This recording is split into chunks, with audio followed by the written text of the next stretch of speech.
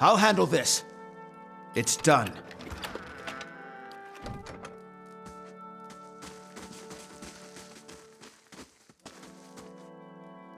Do what's right, Estramor. I'm counting on you, says Liras.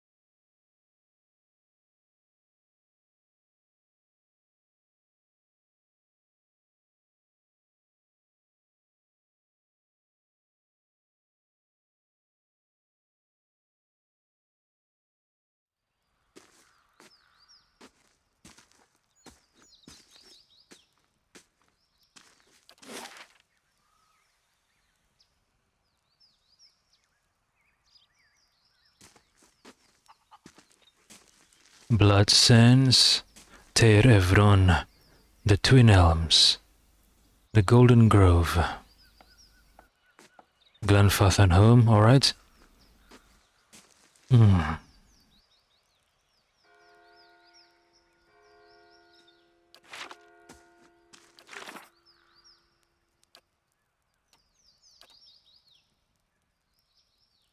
Fetch the Orlan child from a house in Southeast Hearth Song.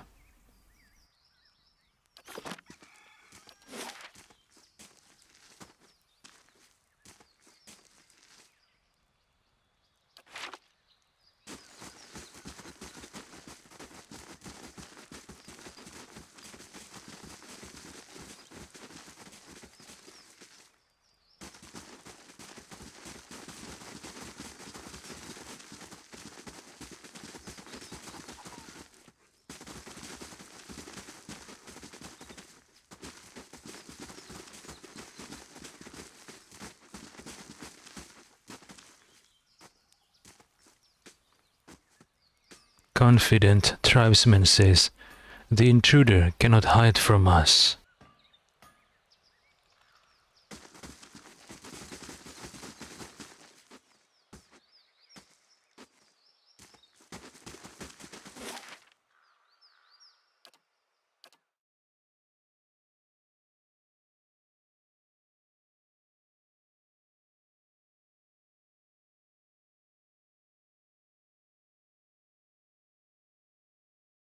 As your party grows in size, you may want to change their formation.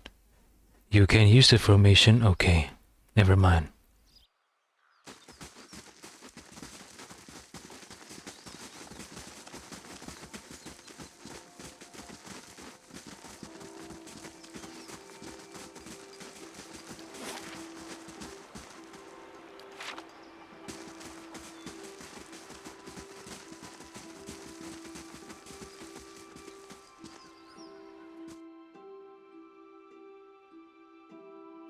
Unlocked with rusty key.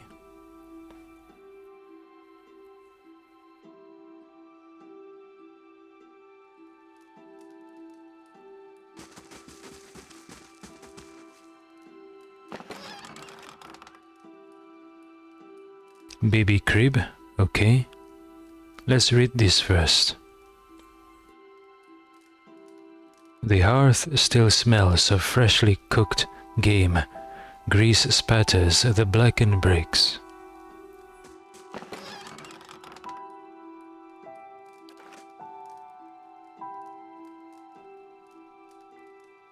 An Orlan baby lies in the crib, tiny and dark-furred. Though her eyes are closed with sleep, she squirms under the blanket and nuzzles the pillow. Take Villa. Deliver the baby to Blood Sands.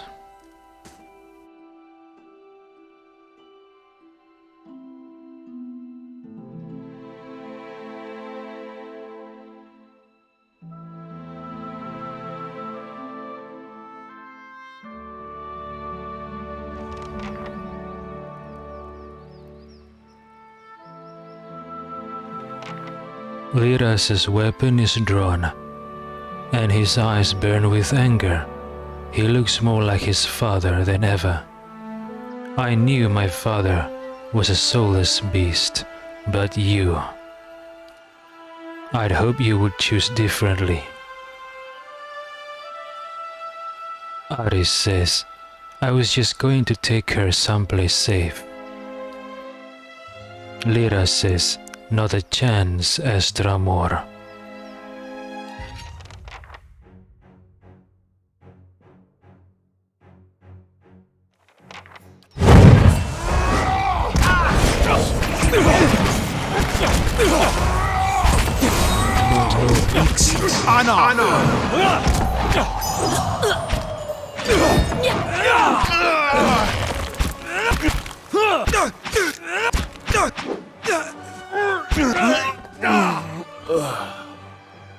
Well, I hope the Glanfathans won't see this as an act of war.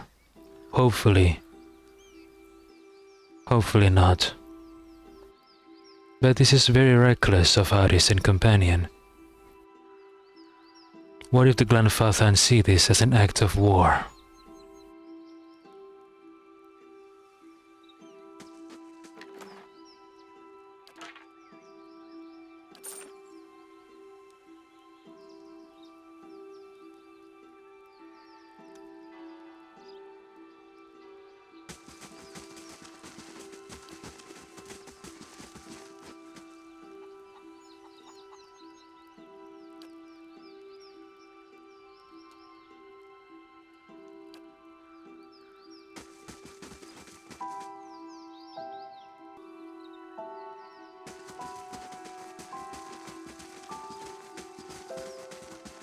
Estramor, I'm guessing it means stranger or outsider.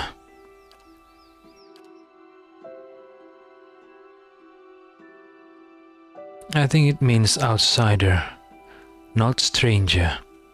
Estramor, and Estramor is singular, while Estramorwen is plural, I think.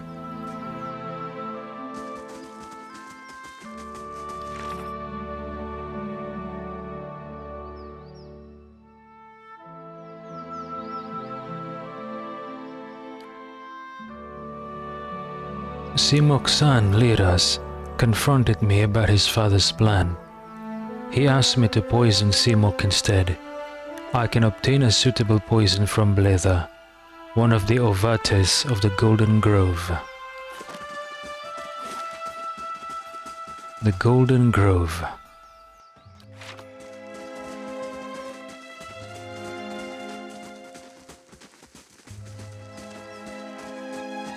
Warrior says, but the Estramorwen will not cease their attacks.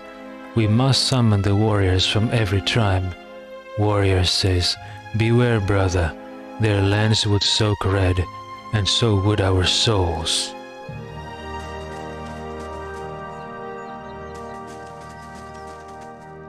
Ovates guard. Until Erona returns, speak with Iswold. Who is Iswold? Keep the peace in our sanctuary, Estramor.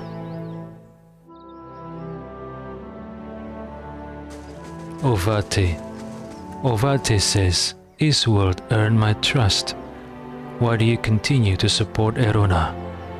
The High Ovate has tended to the grove for centuries, and now abandon it to journey away from Twin Elms, much too often.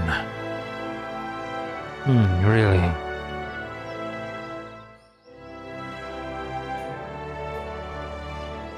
Ovate. Ovate says, life all around us, can you feel it? They say High Ovate Erona was born not long after the Builders. Really? We learn hidden truths from Weretha, not the gods. Have you come to the Golden Grove seeking an herbalist? Many Estramorwen do.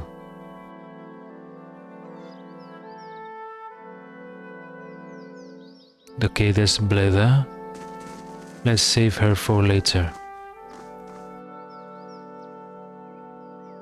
Iswold says, all are welcome in the Golden Grove. So this is Iswold.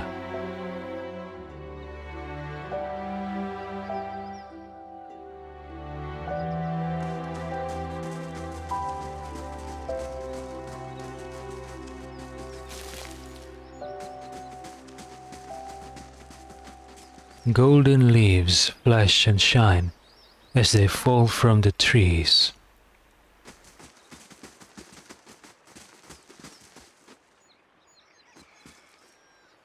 Ovate's guard says, we protect the life of the Golden Grove.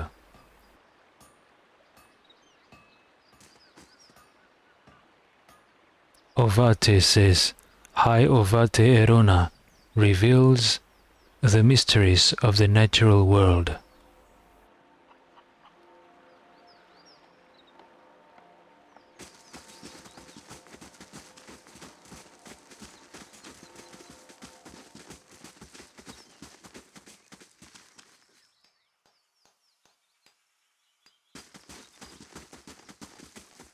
The bark feels warm. The roots almost seem to twine around your hand.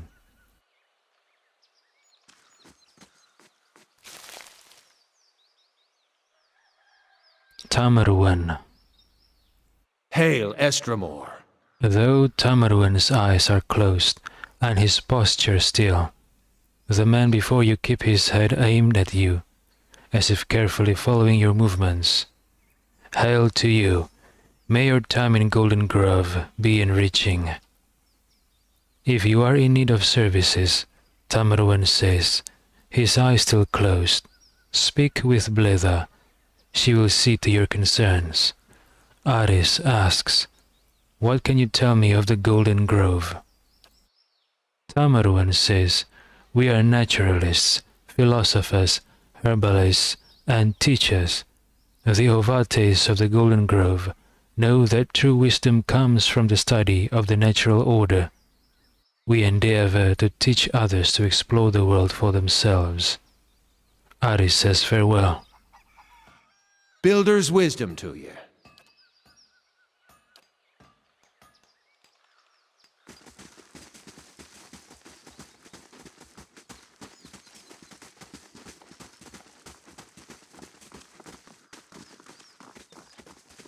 Ovate says, we deserve a better leader.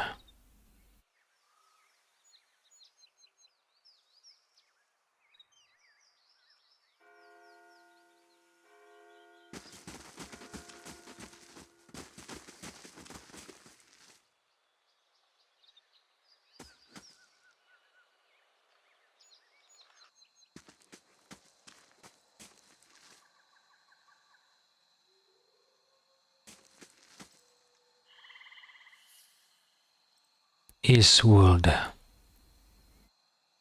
An elf with placid green eyes nods in greeting.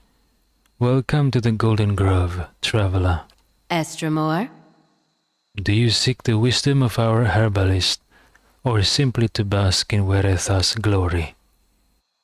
Aris asks, who leads your order? Iswold says, High Ovate Erona leads us. She sometimes journeys to Elm Shore to renew her strength. However, she is there now with some of her closest followers, in fact. Erona is a mighty elm among us. She's lived for generations. There are none who understands the world as well as she, and we are fortunate to have her wisdom to answer our questions. Aris says, I'd like to know more about Erona. Iswold's eyes brighten. Why? You must meet her for yourself. She is wise and kind, and she has led our order from the beginning, yet she walks among us and gives freely of herself. Iswold turns her gaze to the great twisting elms. That is what so many of us cherish about her. She is present among us in a way that the gods never are. What? Aris says, tell me about the Golden Grove. Iswold says, "We are the Ovates, druids, philosophers, and students of nature. We gather here to share our knowledge and celebration." Iswold gestures to another elven woman standing near the entrance to the grove. "Many travelers come to us for poultices and remedies. Bletha understands the cures and poisons of nature like no other." Aris asks, "What do you believe?" Iswold says, "We believe that knowledge is found in the earnest exploration of the natural world." She tilts her head. "We do not, as some have said, oppose the gods. We simply believe that we have found a brighter, more peaceful path than devotion." Aris says, "I must go." Many blessings, traveler.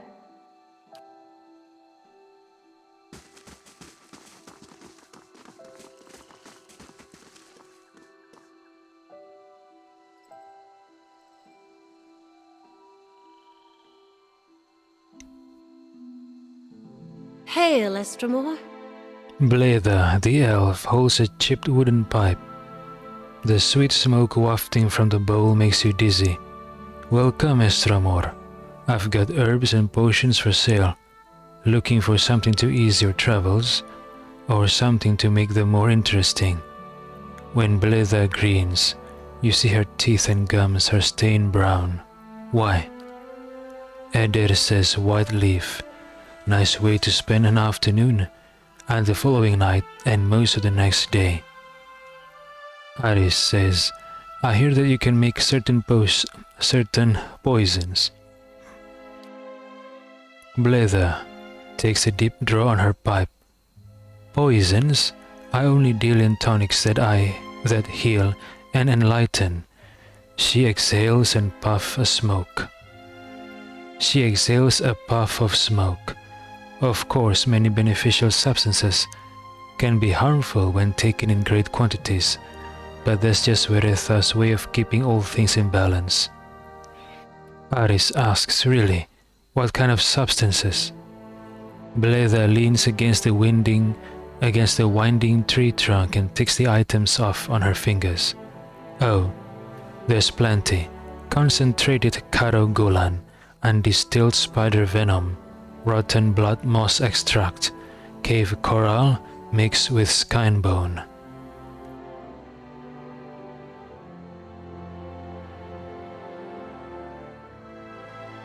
Aris asks, "Do you have any rotten blood moss extract?"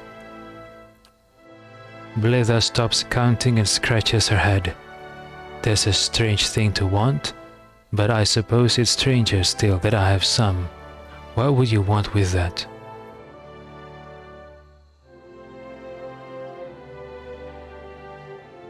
Aris says, "I just thought I'd experiment with it and see what happens." Bletha's eyes brighten. "An herbalist yourself, are you? Here, take this." Bletha gives you a vial filled with a dark fluid. "This should keep you busy for a while. Only use a little at a time and see that it doesn't get misplaced. Half that dose would kill an Aumaua, slowly perhaps, but surely."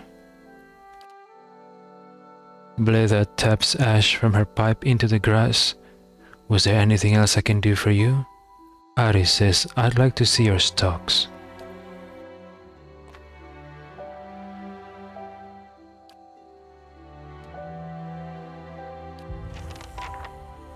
Many blessings, traveler. Bletha gives you a cheerful wave. "Ah, the budding herbalist. Looking for any new ingredients?"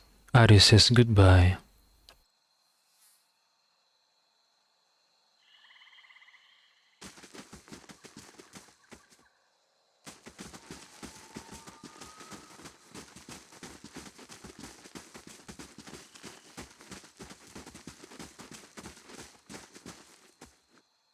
Warrior says, "Foreigners live and breathe violence.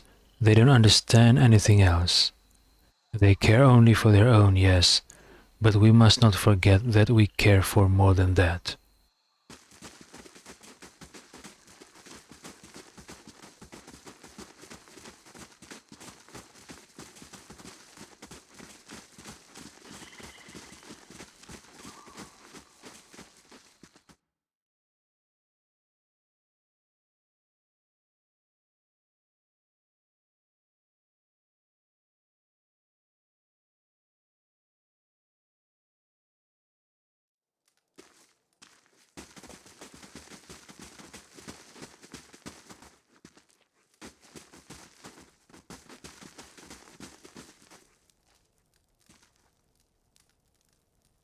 Simok crosses his arms over his scarred chest. He says something else. Aris gives Simok the point. Honest? Should I be honest? Or should I give him the poison? Let's be honest. Aris says, Liras has asked me to kill you. Honest. The old Anamfath laughs.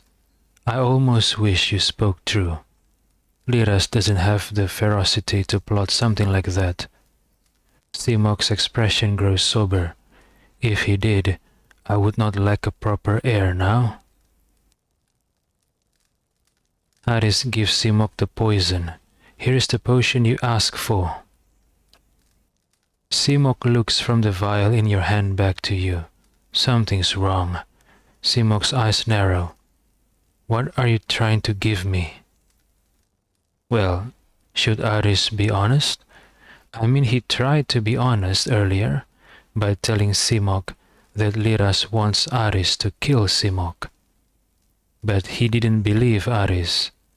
Maybe it's time to make him believe that Liras wants Aris to kill Simok. Aris says, it's poison.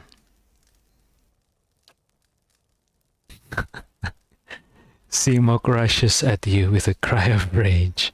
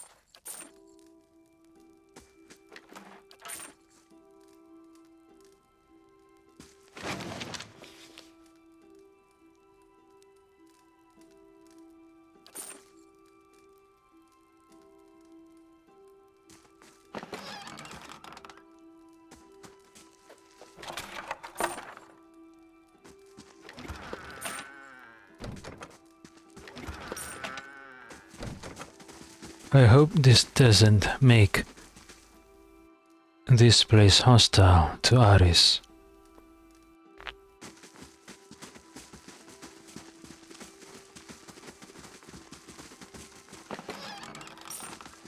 Aris's justification for taking this route is he believed that by losing Simok, the three tasks Stelgaer lost a capable leader, and by taking the baby,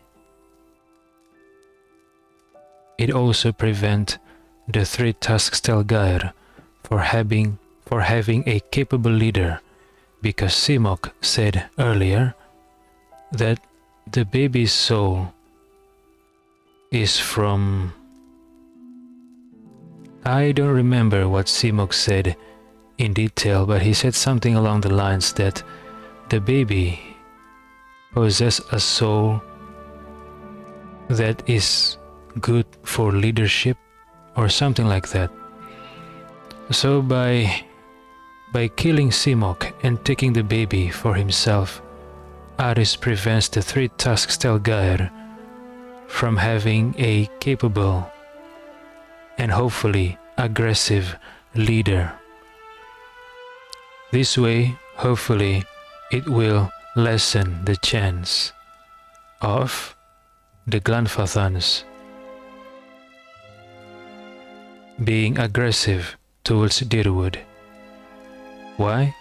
Because if the Glanfathans become aggressive to Dirwood, there might be war, and if there is war between Dirwood and Eir Glanfath, Caed Nua will also be involved in the war.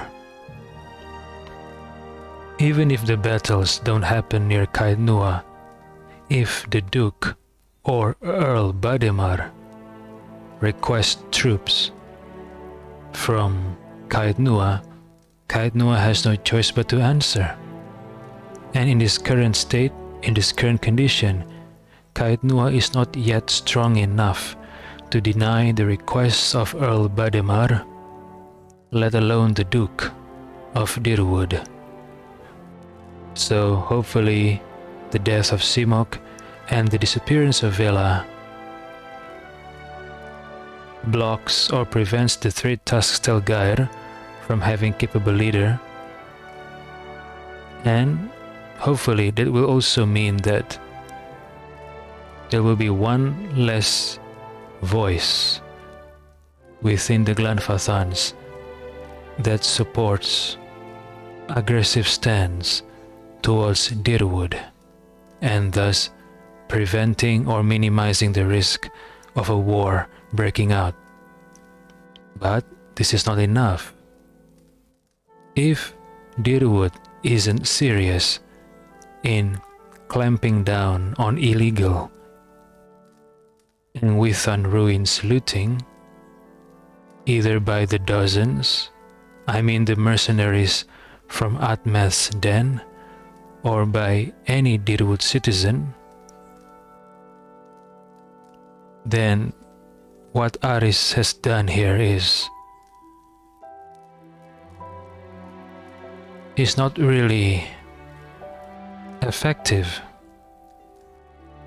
And that's why Aris believe that people like Suineth, who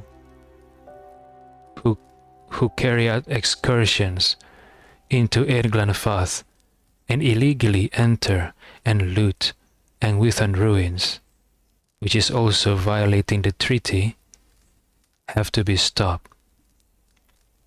Not because Aris is anti-war or for war. Aris only cares about his well-being, and in this case, he wants to prevent war because he cares about his domain, Caed Nua, because he happens to be the lord of it. If he isn't the lord of Caed Nua, he wouldn't care at all. Aris will and has always been self-serving. He cares only about himself, no one else. Wow, he's not a good person, but yeah, that's who Aris Mittal is.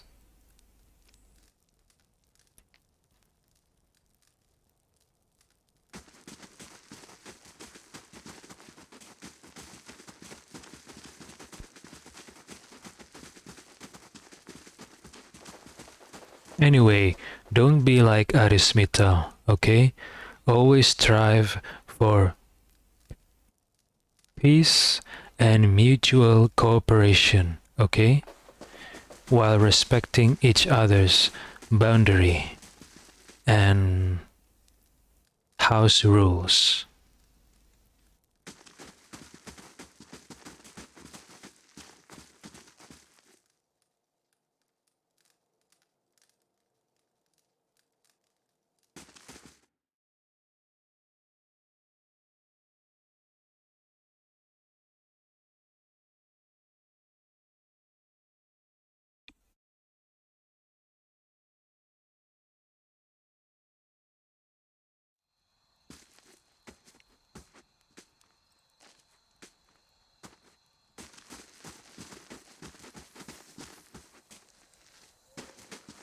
Well, one would argue that Aris's actions also strive towards maintaining peace.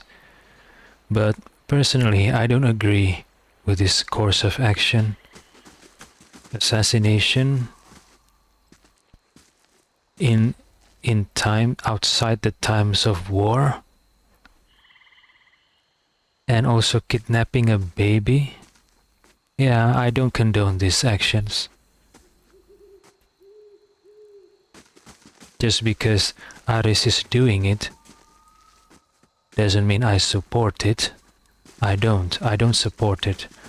I don't support assassinations.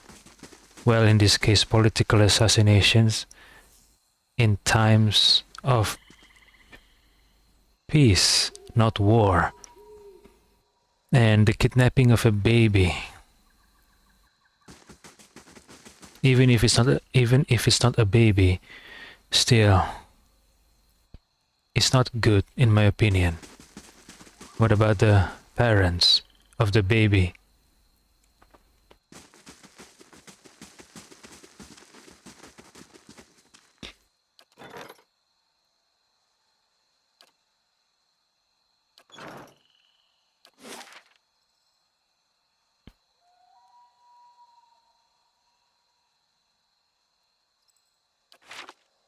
So we have to cross the river to reach Tere Avon and Blood Sands. The clear waters taste sweet and refreshing. Be careful before you drink water from the river. Make sure that there's no one taking a piss or taking a dump upstream, or you'll end up drinking piss or drinking shit. What? You have stayed true to our cause, Inquisitor, when so many others have not. For every heretic we confess, for every betrayer that burns on our pyres, new sheep continue to flock to Iavara ex Encios. But not you. I underestimated you in the beginning, but no longer.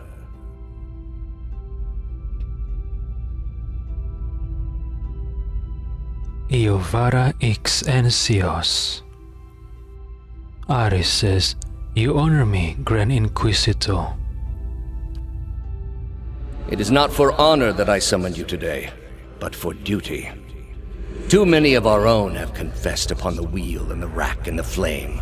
Too many of our faithful have had their minds poisoned by the Kratom witch. The tide is against us now. Kratom witch? I'm guessing it refers to the vision that Aris had about an elven woman who was tortured under the order of Thaus. I think it was because she's a traitor or something like that. We have but one option.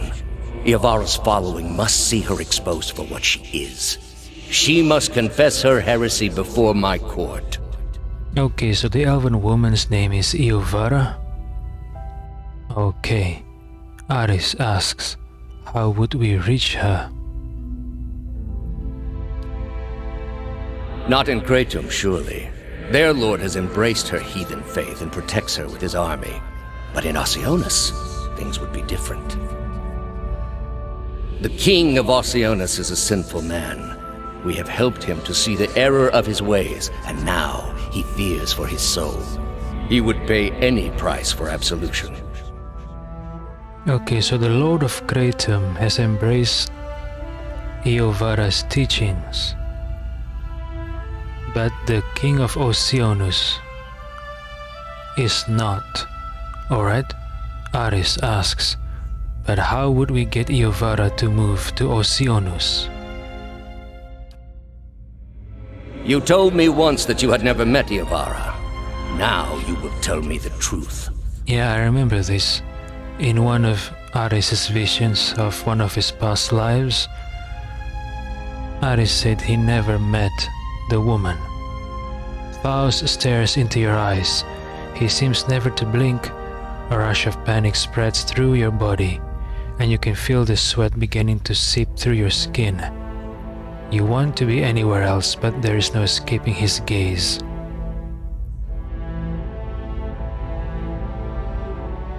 Okay, who was Iovara to Aris? Was she a mentor? Or someone that Aris fell in love with? Aris's friend? Or just met a few times? Acquaintances? Let me think. Okay, no, I don't need to think.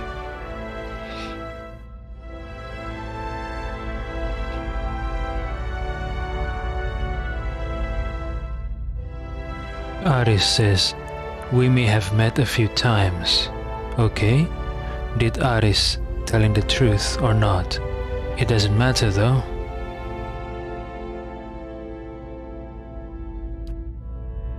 And what was your opinion of her? Aris says, maybe Aris should answer with number 2, you know? To play along with Thausa's already established opinion about Iovara, to be on Thausa's good side. Or maybe not. Maybe I don't need to choose number 2 because this is a vision of the past, a past life. So Aris is in no immediate danger. So let's try pick option number 1. Aris says, she seemed respectable at the time. It seems we all had the wrong impression. You are wise to be forthcoming with me. I am willing to forget your prior lapse in memory. Okay. You have already done much for the Inquisition. I wouldn't ask this were there any other choice. Thaus puts his hand on your shoulder. Okay.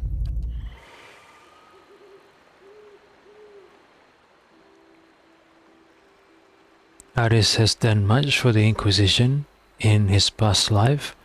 And what would those much? Okay. Very, very bad English grammar, I know. Sorry.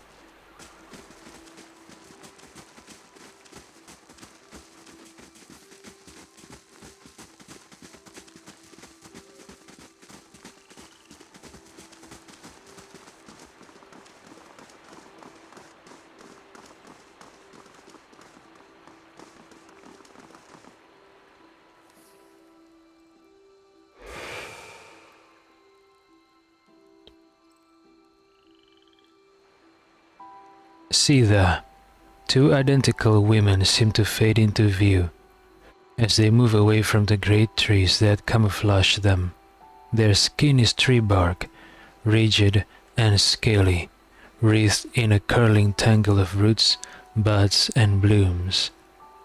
Their hair hangs beneath the shade of serrated leaves, like the drooping branches of the elms above, and the pupils of their eyes are encircled by hundreds or even thousands of concentric rings, as if to mark the accumulated wisdom of millennia.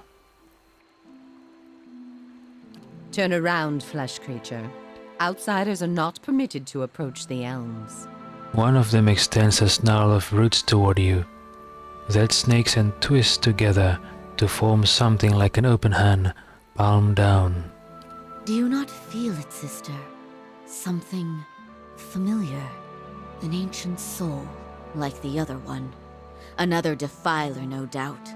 Let us fell him and be troubled no more. It would pay the debt of his predecessor. Rihenwen. The other stares at you unblinking, and as her frown deepens, her face creaks. So it would seem, Rhiannon. But we must not hasten to judgment. I see a different motive here. Different questions in these eyes. So it's pronounced Rihenan, not Rihenwen? Okay, Rihenan. What of it, young trespasser? Is it as my sister says? Or are you here to stain this place with foul deeds? Foul deeds, what do you mean by that? Should I be honest, deceptive, diplomatic, passionate, or cruel?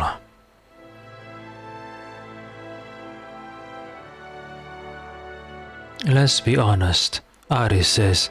I seek a man who came through here. It sounds as though you have already met him. There, by his own admission, Sheetha. Sheetha, okay? Really, sister? And you wonder why your leaves begin to fall out before midsummer. Clearly that man did not want to be followed. Whatever the relationship here, I suspect it is anything but cordial. Rhiannon opens her mouth to respond, but all that escapes her knotted lips is an exasperated, rustling sigh. Sheetha turns back to face you. The answer is yes, old one.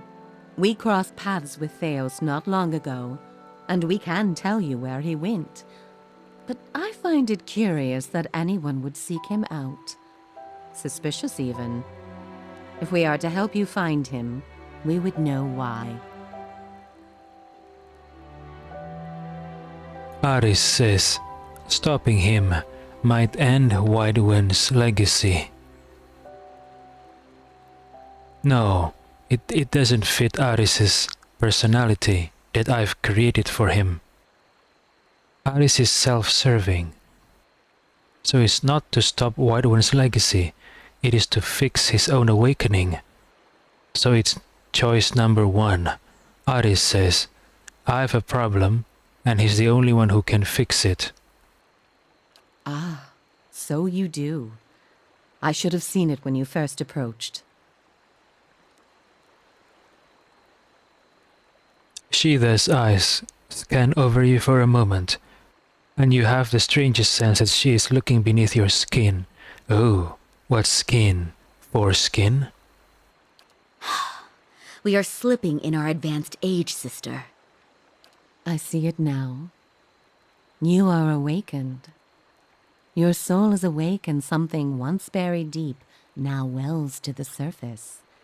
Past overwhelms present, closes in around you. Your time has nearly reached its end.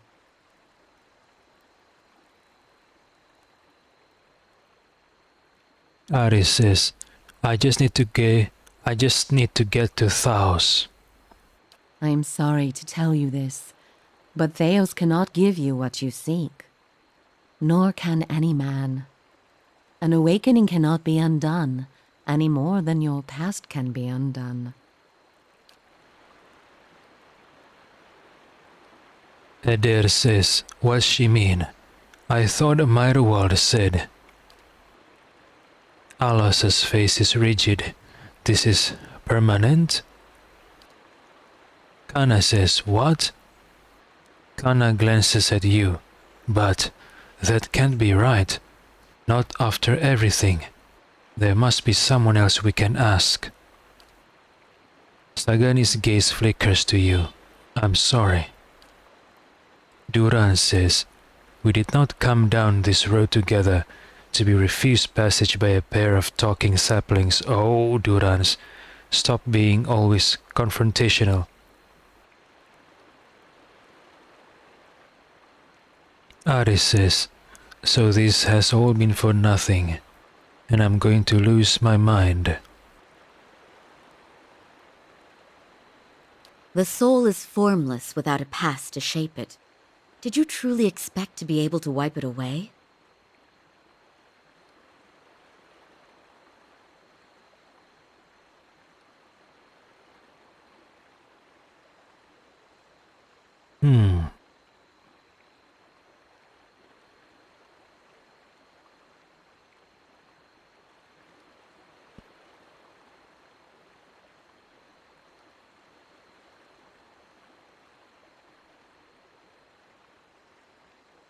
Aris says, I didn't have a choice.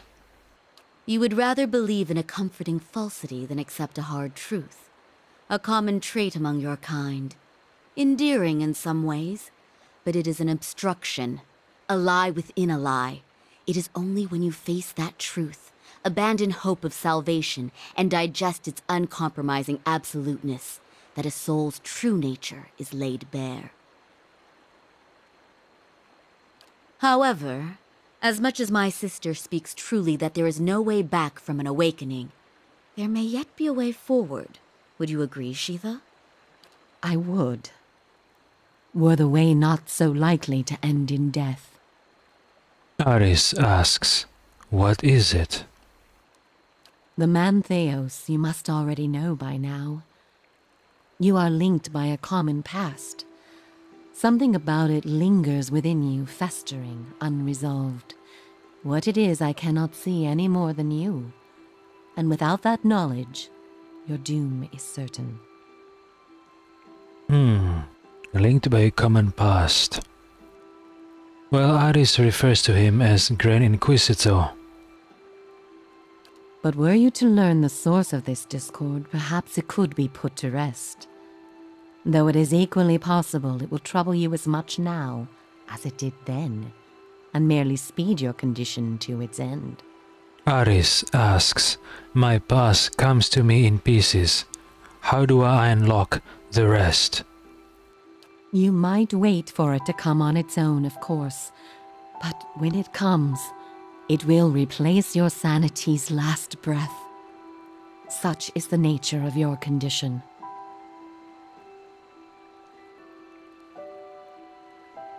Or you could learn it from someone who already knows. Aris asks, Thaos, would he remember? It is said the gods made his memory perfect, that he may never forget his charge. If he ever knew, he still does. The gods made Thaos' memory perfect, that he never forget his charge. Okay, why were the gods decided to do that? For Thaos. What is Thaos' mission actually? And the mission must be from the gods, right? So Thaos, all his actions are... So he's just carrying out a mission, an order from the gods? Not that he would tell you, of course. You have followed the right person for the wrong reason, it seems. We see it often beneath the elms.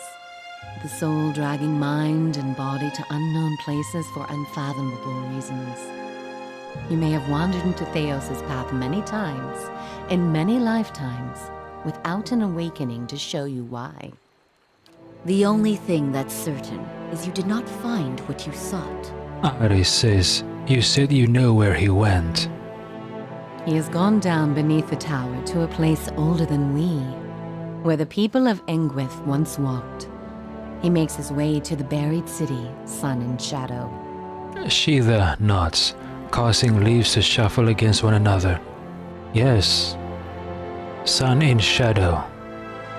I think Lady Webb said something about this, or at least her lingering soul, back in Dunrit's Row. Was it?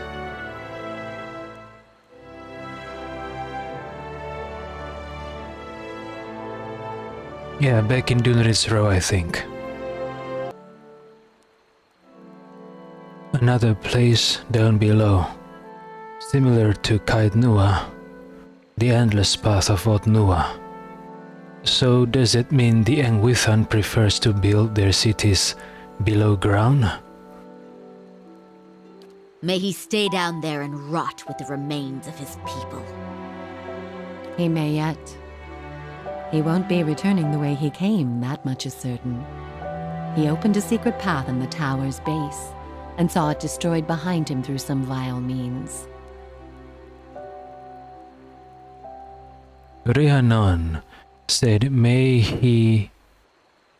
what? I forgot, die? Or perish with the remains of his people? Yeah. That's because Taos existed since the time of Engwithan, right? So he's an Engwith, I think. Aris asks, is there another way to get to him? We know of one. On the burial isle, through the court of the penitents, Braeth Yaman. A shortcut, in fact. Court of the Penitents, Burial Isle, Braeth Yaman. Don't be cruel, sister. The way my sister speaks of is not for the faint of heart. a great pit at the center of a forgotten court, where faiths were judged in place of crimes. To most, it is simply a gateway to death. With the help of the gods, it can take you where you want to go. Aris asks, what do you mean, with the help of the gods? The pit is said to have been a means of judgment by the gods. Those cast into it are meant to die. It is that way you must pass to reach sun and shadow. What? But I don't want to die. No one wants to die. Aris doesn't want to die.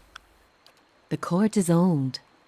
We do not know much for certain, but it would seem only the gods themselves can grant passage. Aris asks, what is this court? No more than a ruin now. It is older than we, a place for the trial of heretics. We were not here to witness it, but at one time there was a group that refused to acknowledge the gods. Neither the first nor the last, of course, but these were numerous and all put on trial for it.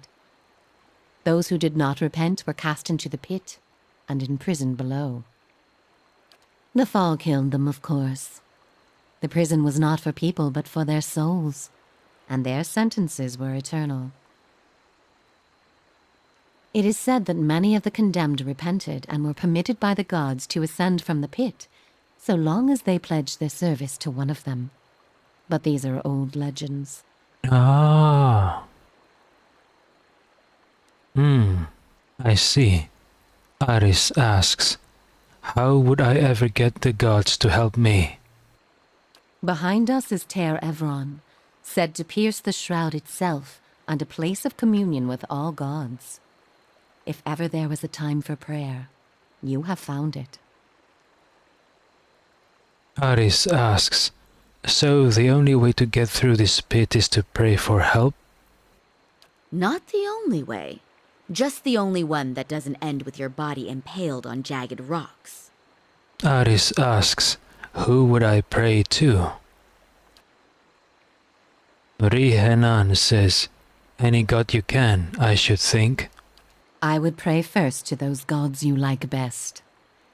I hope for your sake the feeling is shared. Aris asks, is there no other way? None. Aris asks, how do I pray?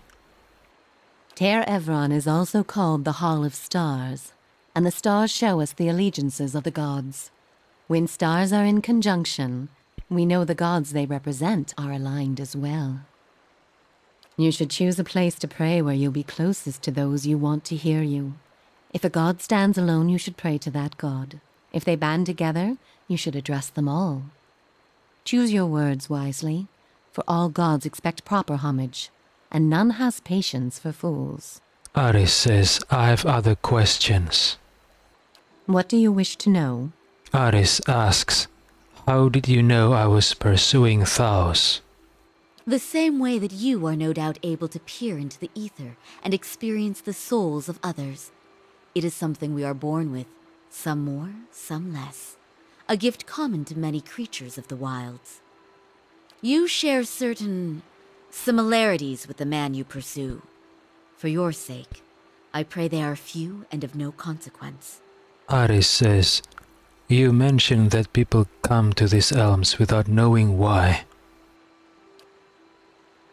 Rihenan says, a soul has a will all its own. Its needs and whims are seldom understood, but they follow them all the same.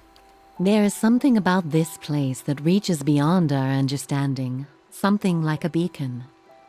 The elms have a way of uniting souls that have been seeking one another, with or without their owner's awareness. Sometimes it is for love, sometimes for vengeance, sometimes for peace. Often it is for no reason we will ever know. In your case, let us hope it is for peace. Or vengeance. Aris says, I want to know about the two of you. There is little to be said about us, for we are bound here, caretakers and defenders of this place. Our journey has been over time, but not distance, measured in observations but not experiences. We have seen the elms grow tall. We have seen cities built, burned, and built again. The only constant has been the tower, a silent companion through the ages. You can imagine why this recent destruction has stirred my sister so. If you do nothing else, make that man pay for what he did here. Okay, what do you mean recent destruction? What did Taos do in Terevron? What did he destroy? Aris says, I need to know about praying for the support of the gods. We will tell you what we can. Aris says farewell. Before you go, tell me this, old one. I'm curious. If you were to subdue your enemy, what would you do with him? What would give you peace?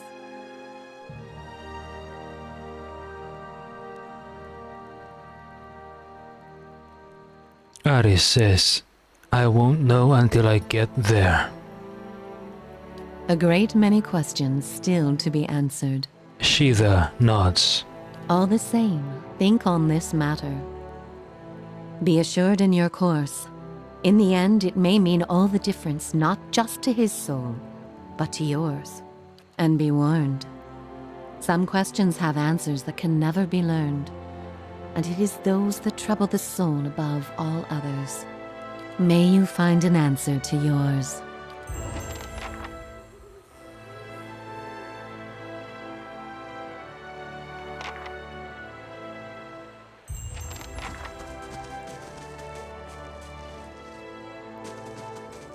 Is this what they call Delem gun? I think it was one of the Anamfath who mentioned the Delem gun back in the Passage of the Six. What was her name again? Bethuel? Bethuel, I think it's Bethuel from the Guided Compass tribe. Shida says, how do you fare, old one? Ari says, I have questions. What do you wish to know? Until we meet again, old one. Rihenan. What do you wish to know? Until we meet again, old one. No, even if I click at Rihenan, it's always Shida that greets me. Alright?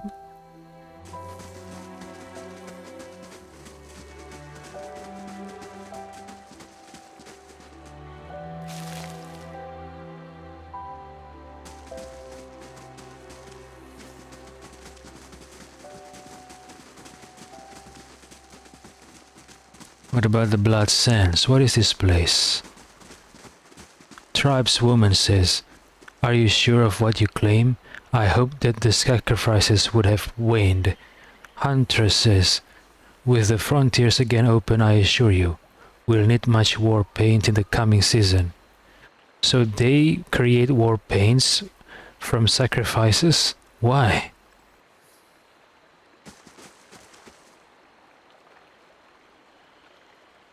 Warrior says, Twin Elms has been our sacred ground for countless seasons. Words are empty without strength to back them up. Aye? Yes?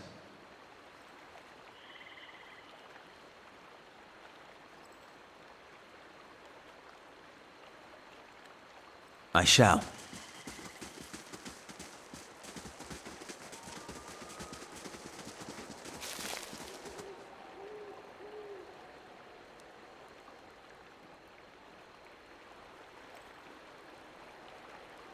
Supplicant says, there is no greater honor than dying for one's tribe. If some fall in battle, how is this different? All of the Anamfatha have called upon the Ethic Knoll for war paint at some point.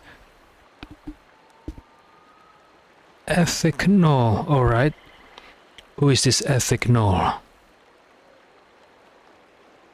They say the Ethic Knoll first learned to make war paint in the White March and were banished for it. In the White March? Wow. Don't worry, Estramor. All who make sacrifices here do so willingly.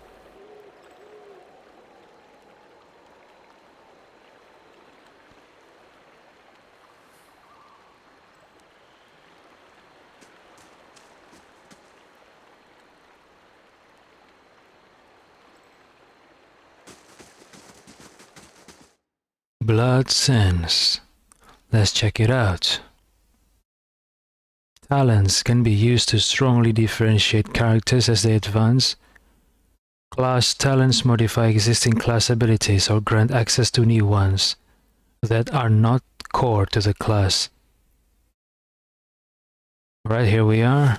Blood Sense.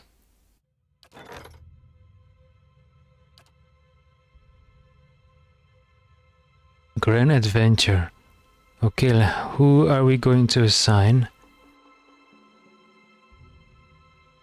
This one. Verse. Alright.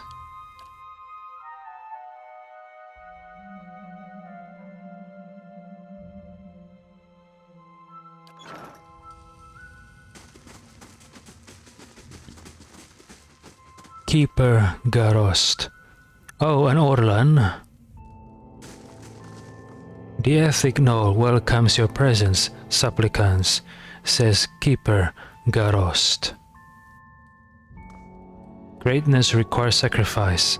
This must be a dwarf.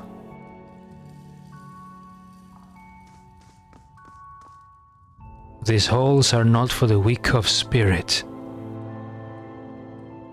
Keeper Garost. Oh, it's a dwarf, not an Orlan. My mistake. A dwarven man stands motionless near the roaring fire that lights the cavern. Your sacrifice feeds the land. Supplicants, come forth. A gust of smoke curls around him, licking the charred flesh that bulges on his forearms. They suddenly flex. Estramor. The dwarf holds his fists in a tight grip. Your kin doesn't come here to share with the tribes. What do you want? Aris asks, what's this place? Keeper Garos says, Blood Sands. The dwarf picks on his scarred forearm. His guttural sigh mingles with the crackling of wood and bones behind him. As I said, Estramorwen rarely visit our halls. You never said that, you just say it now. Keeper Garos says, the Glanfathans call this place Blood Sands. We call it home. The Ethic Knoll have tended the land from within this cave since before the arrival of the tribes to Twin Elms. Garos crosses his arms. Be warned, Estramor. We bleed life to nurture it. Our sacrifices may strike you as savage, but the health of these lands depend on them. And it's unseemly for guests to insult their hosts. Aris says, tell me about the sacrifices. Garos spreads his stocky legs apart and locks his forearms. Everything must die to return anew, Estramor. Through the sacrificial rites, we offer supplicants the honor of giving their most precious gift back to their brethren, back to the land. The dwarf lifts his fist, thick and mottled by red scars. The blood gives us strength. Even the Glanfathans have come to depend on the blood paint. They brim with power before battle, all thanks to the sacrifices of their kin. Aris says, tell me about the Ethic Knoll. Keeper Garos says, our order has thrived for generations.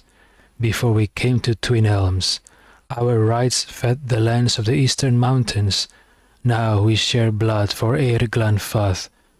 Oh, so the Glanfathans came from the east to the area which is now called Eir Glanfath. So what is the area they came from to the east? What is it called? Garos opens his palms. Strikes of red skin run through them like flames. To everything that must end, our sacrifices bring a new beginning. Garos looks up. We sustain what's to come. Aris says goodbye. Keeper Garos says, remember, Estramor, you're a guest in these halls. Respect our ways and we'll tolerate your presence among us. Keeper Garos watches your approach without betraying any emotion Be welcome, Estramor.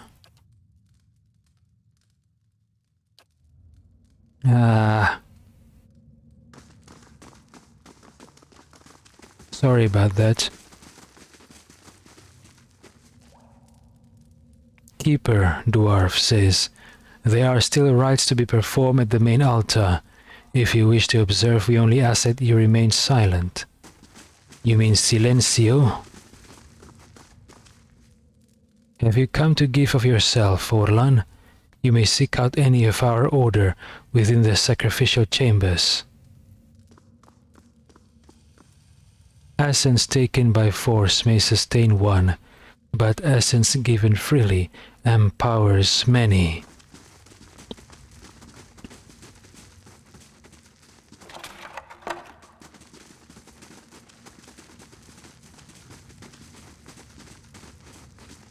Let's speak to the people at the sacrificial chamber first. Is it what it's called, sacrificial chamber? Or is it called main altar? Greatness requires sacrifice, says a keeper. These halls are not for the weak of spirit.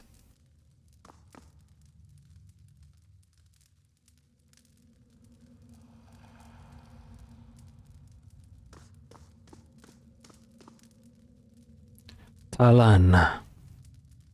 Talan says, there is no greater honor than dying for one's tribe. If some fall in battle, how is this different?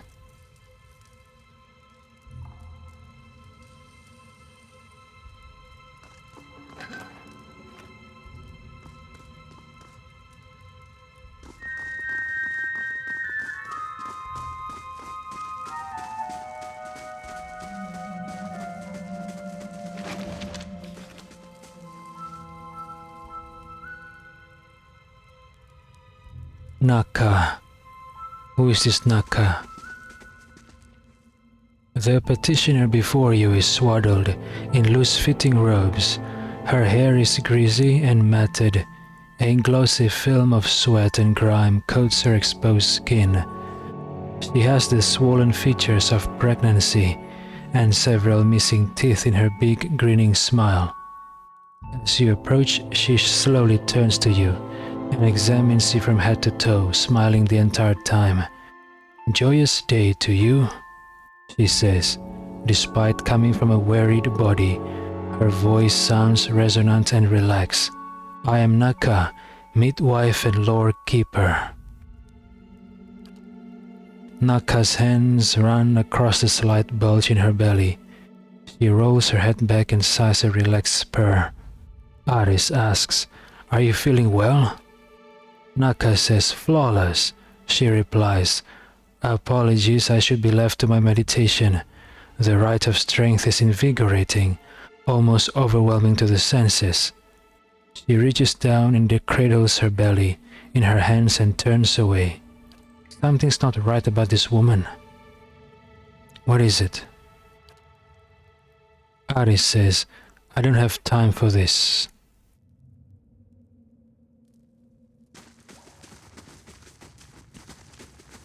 What's this?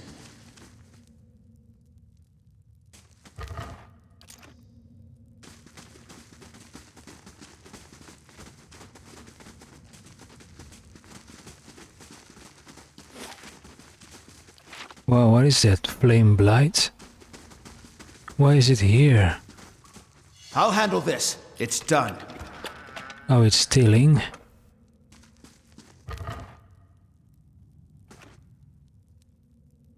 Chanter. The silent chanter eyes you steadily. The silent chanter. The chanter says nothing.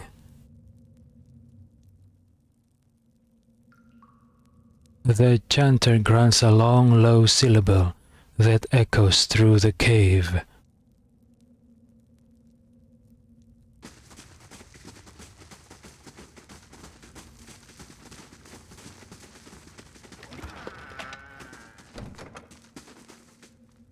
Following your lead.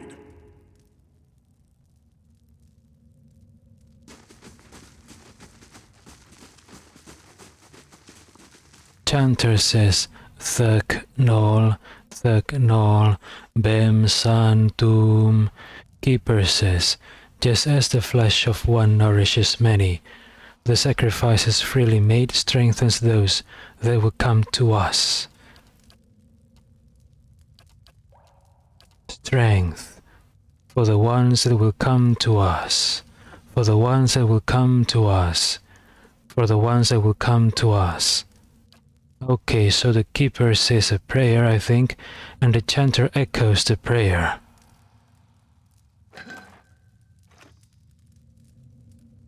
The blood of sacrifice waters the soil of Eirglan Fath.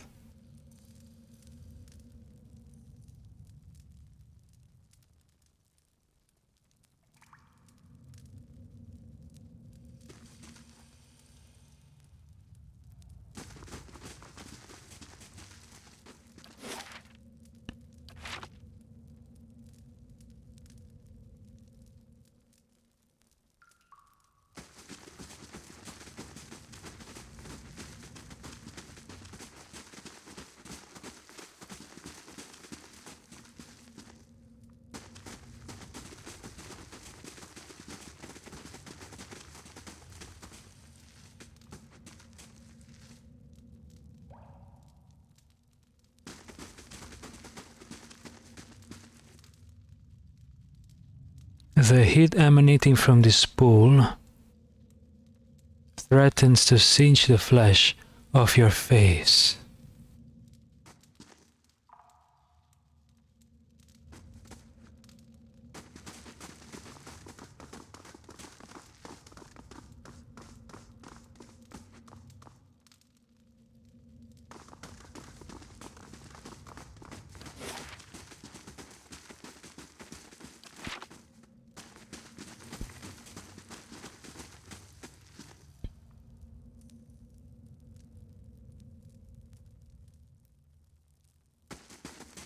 What's this? Oh. Is it going to be hostile if I enter this secret area? Let's save first.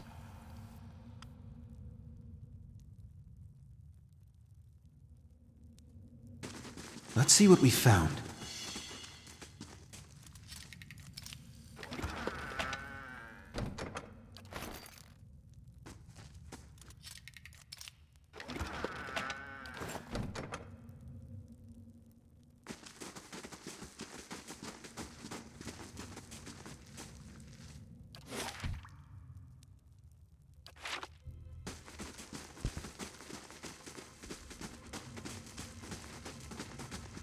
What is this? Oh, the sacrificial altar?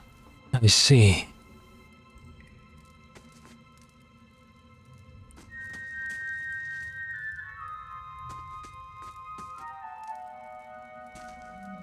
Wait, what? Okay. As your blood flows, so shall your essence. Your life's energy shall feed the soil, and your soul's energy shall enrich the community. This is by your own choosing, supplicant? Archdruid Restin. A dwarven man stands on a raised platform. Beneath him, an elf lies prone on a stone table. As you get closer, you hear the dwarf speaks in a gravely monotone. Yes, the elf's voice is high but even. Archdruid Restin grips a hacket with both hands and raises it over his head. He throws his shoulders forward and swings the weapon into the elf's chest, connecting with a meaty thump. Blood gushes around the blade, and the sacrifice's screams rend the air. Alos's lips curl with disgust. This is why I prefer the wand to the blade. Despite his earlier agreement, the elf thrashes atop the stone table, his torso arcing while his arms and legs remain tied in place. Meanwhile, the dwarf spreads his arms wide and allows blood to spatter his robes. When the elf is finally silent and still, the dwarf pulls his hacket from the body and wipes it on his hem. Kana makes a disgusted noise and turns away. I think I preferred these rites when there were only words upon a page. Why did I look? It's not as if I didn't expect it. Well,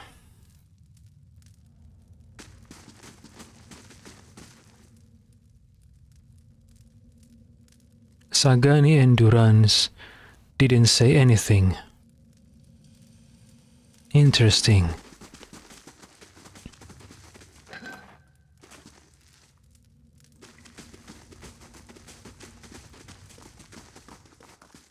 Archdruid Restin. The dwarf wears crimson robes that are stained and streaked with dark patches. His face is smooth but lacking youthful elasticity. It's as if the lines and wrinkles have been formed and erased many times over. He watches you with eyes like two black pits as he wipes his hacket on his robes. Hail, Estramor. No one comes to Blood Sands without a purpose. What is yours?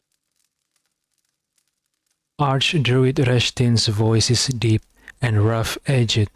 It echoes like a river in an ancient cave. Aris asks, "Who are you?" I am the Archdruid of the Ethic Null.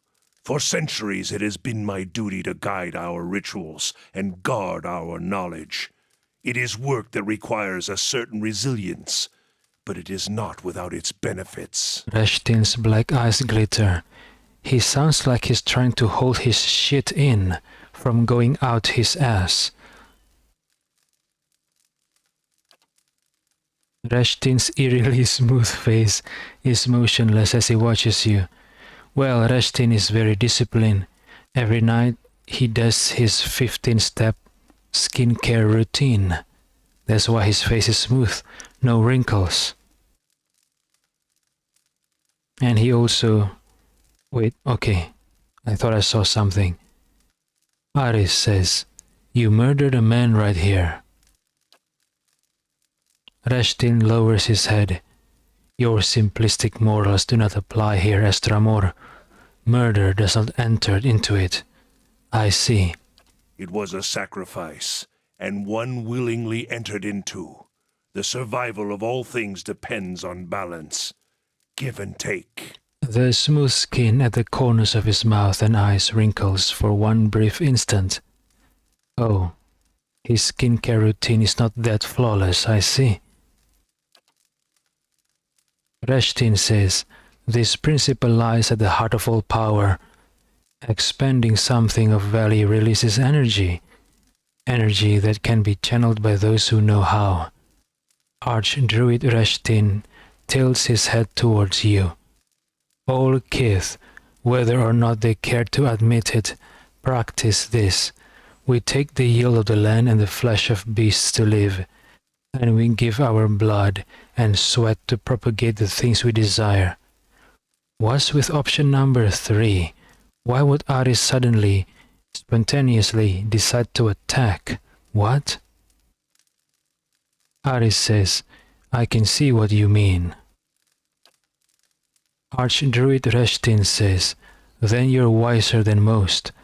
There is much power in the world for those who have the will and the knowledge to tap into it." His black eyes dance. Archdruid Reshtin says, "I invite you to explore our halls and speak with our supplicants. One can learn much by observing the sacrifices others are willing to make for a greater purpose. Perhaps you will even consider making a sacrifice of your own." Archdruid Reshtin opens one hand toward you. The creases and nails are darkened and brown. Not all of our sacrifices are written in blood, but the most powerful are. Aris says, "Tell me more about the Ethic Knoll." Archdruid Reshtin says, "We are a druidic order that has been in Twin Elms since Angwithan times. Our founders came from the White March seeking a place where we might practice our beliefs in peace, as it were. Unlike most of our Glanfathan brethren, we seek answers in the world around us, rather than in the teachings of the gods. Oh, this druidic order existed since Engwithan times. One of the NPCs said that they learned how to create the war paint from the sacrifices in the White March before they got banished. So I guess these people is not following the ways of the Engwithan people, or at least not the majority of them. Not the way of the majority of people in Engwithan, I think. That's why they got banished from White March, got banished by the Engwithans, and arrive here in Glanfath. I see. Archdruid Reshtin continues, we believe that all life has power, and that this power can be siphoned and conducted. We are not, as some suggest, madmen and murderers. All of our rituals are conducted with willing participants, and through methods that have been tested and refined over centuries. Archdruid Reshtin nods, his black eyes shining. This allows us to create the war paint for which we are respected, if not loved. Aris asks, what's war paint? Archdruid Reshtin says, a special unguent binding raw essence to the wearer. It grants incredible advantages in combat, and has made us indispensable to the tribes. Whatever they say about our practices, almost all of them have made use of our war paint at some time or another. A slow smile spreads across Archdruid Reshtin's face. Fascinating indeed how the most strident objections can be overcome by circumstance. Aris says, I want to know more about your sacrifices. Archdruid Reshtin's laugh with a guttural rumble from his throat. We merely believe that, in giving up something of value, the energy from that sacrifice can be diverted elsewhere. It is not so different from what folk practice all over the world. If you want to turn the soil, sail a ship, or move a cart, you must expend energy. Archdruid Reshtin smooths his robes, but we are best known for our practice of kith sacrifice. This is the most potent form of sacrifice, because it releases the most energy. We distill the essence of an entire soul into raw power that can strengthen the body, fortify the soul, and extend life. Kana says, more than a little different from sailing a ship. Kana squirms. An interesting perspective even so. The Glanfathans are never half-hearted in their superstitions, are they? Well, if it works, can you really call it superstition? Aris says, how are you different from the Ovates of the Golden Grove? A dry laugh rasps from Archdruid Reshtin's throat. Golden Grove. I remember when Erona came up with that name. He gives you a darkly gleeful look. Used to be as green as the rest of the forest, you know? We are more similar than they'd like to admit. We both believe in achieving power without the double-edged aid of the gods. But their fantasy is pure creation, something from nothing. They blind themselves to the fact that all life, from the mightiest dragon to the slimmest blade of grass, requires death, and the greatest ends require the greatest sacrifice. So Archdruid Reshtin, that requesting the gods is a double-edged sword. Ah, why is that, I wonder?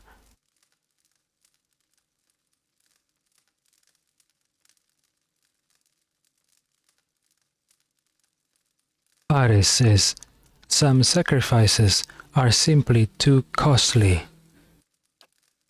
Archdruid Reshtin says, many agree with you, and many float from one life to the next, living out a finite stock of years and accomplishing nothing. Aris says, I'd like to buy war paint. Archdruid Reshtin says, I'm no merchant, Orlan. Talk to Keeper Wertha. She's around here somewhere. Aris says, that's all I wanted to know. Reshtin's eerily smooth face is motionless as he watches you. Aris says farewell.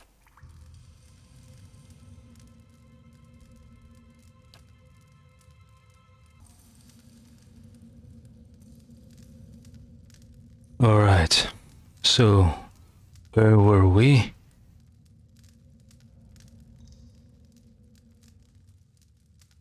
Streaks of red-brown blood and globs of tissue have worked themselves into the minute grooves of the stone.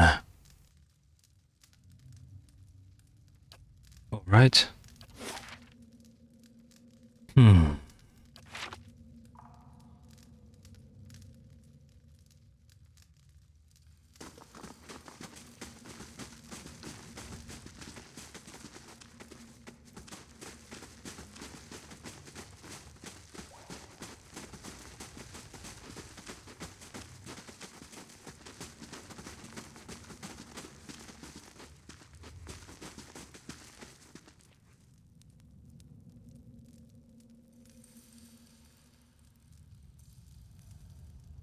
Supplicant says, all of the Anamfatha have called upon the Ethic Knoll for war paint at some point.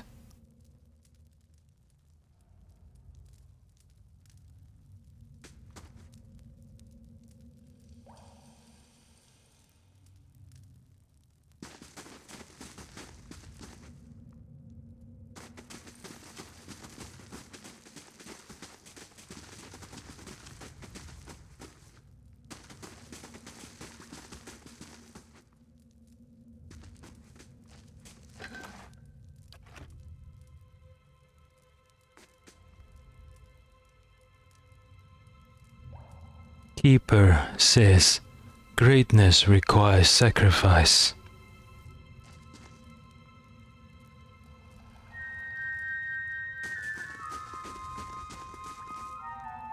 The bravest sons and daughters fall not by the souls of Estramorwen, but by the daggers of their brethren.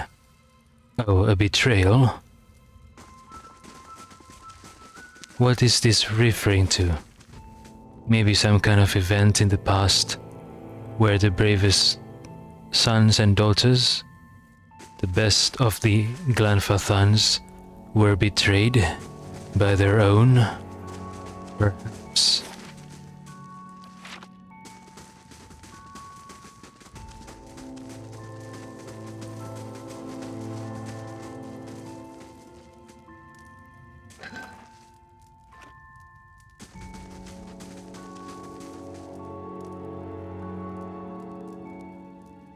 Keeper says there are still rites to be performed at the main altar. If you wish to observe, we only ask that you remain silent.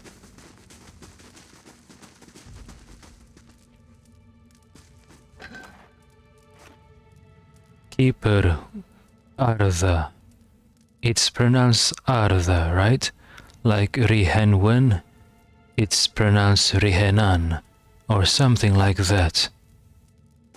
Builder's wisdom to you. Keeper Artha. The elderly dwarf blinks at you, not quite looking at you. Her eyes are pale and clouded with cataracts. Welcome to Blood Sands.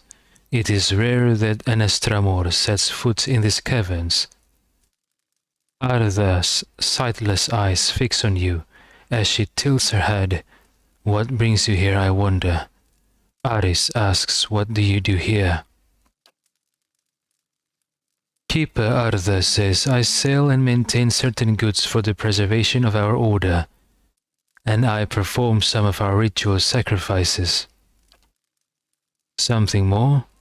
Aris asks, how do these sacrifices work?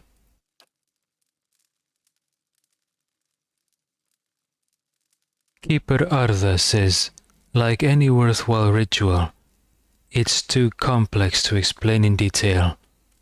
It involves clotting the supplicant's essence, binding it to their life's blood and drawing it into a container or vessel. Aris says, tell me about blood sands.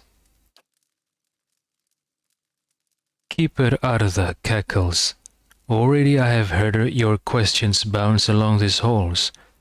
You asked Rashtain himself of our practices, did you not?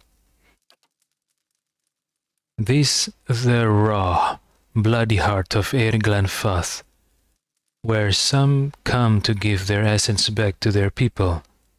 Keeper Arda's dry lips bend into a sardonic grin, where others seek a noble escape from their trials.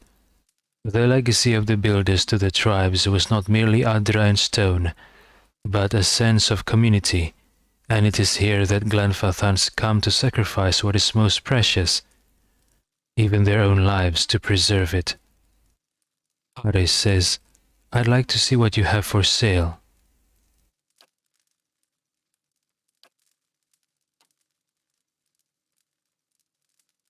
Flask of war paint. Binding the essence of sacrificed lives into a potent brew of blood and magic, war paint crafted by the Ethic Knoll has empowered Glanfathan warriors to perform great feats of strength and dexterity for hundreds of years.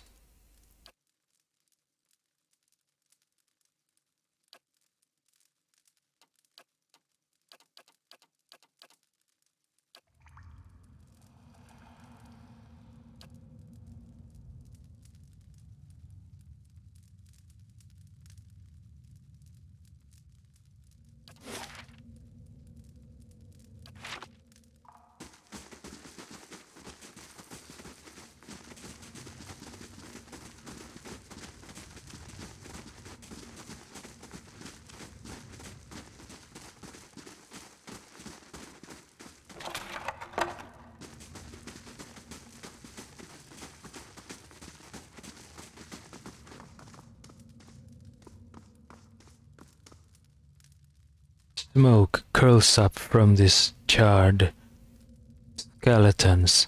The smell is nauseating.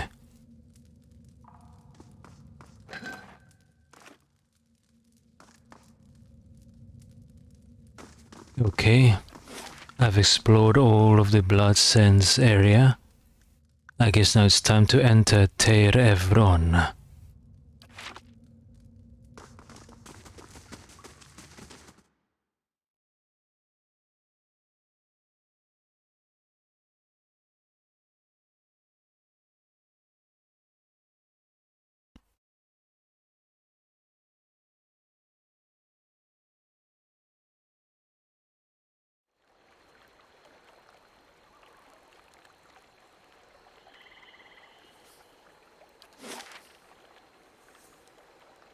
Teir Evron, here we come.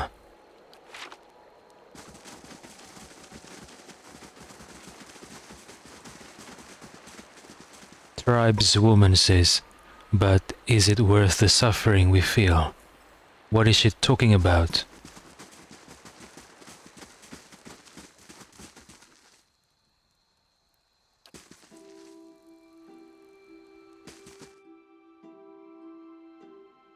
I'm scared. I'm so very scared. Soulbound items gain additional powers as the wielder meets specific requirements, okay? Teir Evron, Hall of Stars, blocked passage.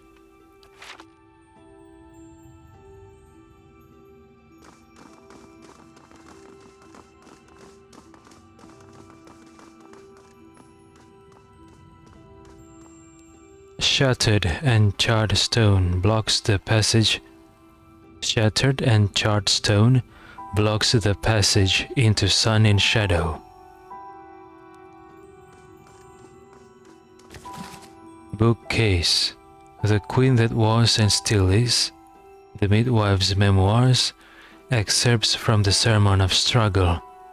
Daily Affirmation of Focus and Efficiency. Book of the Hunt. So according to the Delem guns outside, I have to choose which altar I prayed to according to the aligning of the stars. But how can I check the aligning of the stars? Final Journal of Jonas, Missives of the Hanno Cult, The Many Faces of Berath. So this is Cain, right? Cain, Berath, and Weil. This is Eothas. What is... okay, Eothas, Ondra, and Rimergan. So how do I know which stars are aligning right now?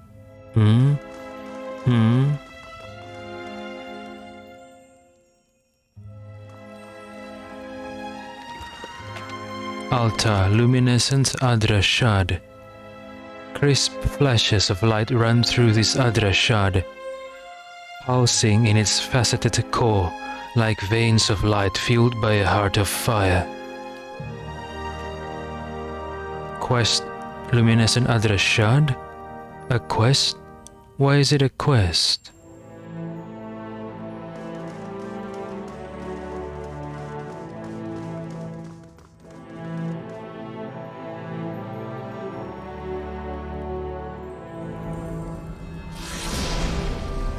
Okay, what is this? Incredible. A divine contraption that I would dearly love to inspect. Yes, Kana, you will.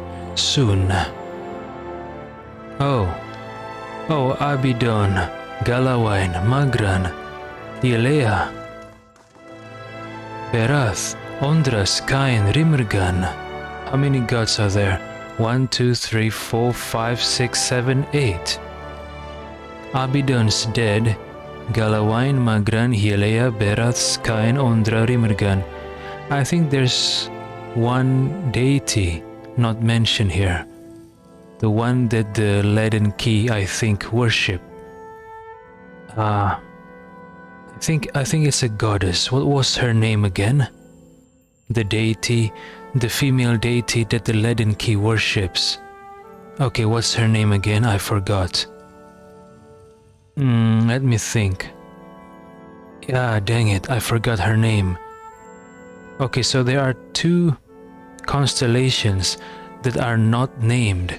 One of them must be the one deity that the Leaden Key worships, whose name I've forgotten. But what is the other deity that is not mentioned here? Strange. I've heard of Abidon, I've heard of Galawain, Magran, Yelea, Berath, Ondras, Cain, Rimergan. What else?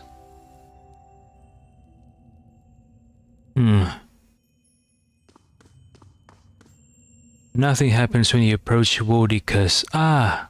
Now I remember. It's Wodika, the name of the deity that the Leaden Key worships. Wodika. A piercing ring fills your ears as you near Wile's shrine. There is no other response.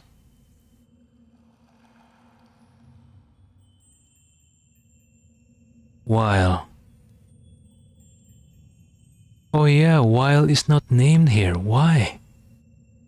Wodika is not named and Weil is also not named. Why is it? I don't understand. So this is the shrine to Wodika, the top left, and in the bottom right is the shrine to Weil, and it's not named. What happened to these two deities that they are not mentioned in the highlights? So now, which altar should I go to? According to The Delemgans talk about the stars aligning, but how can I determine how the stars are aligning? I'm confused. Galawain Magran Abidon Hilea. Galawain is the deity of hunting, right? Berath is the life and death. Ondra, Rimergan, Skyn. Maybe I should go to Ondra, because at least Aris and his companion have interacted with Ondra.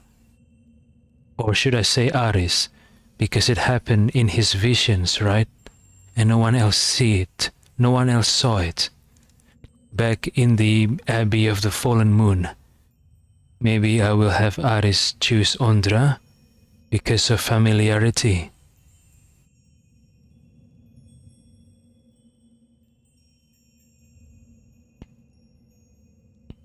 I mean, Aris have dealt with her before.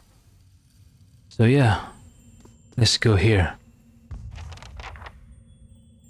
In the nearby constellation, you can make out the shape of a strange, horned beast. From time to time, you think you sense a faint chill emanating from the shrine itself. Pray to Rimergan. You kneel before the shrine and prepare to recite the ritual words.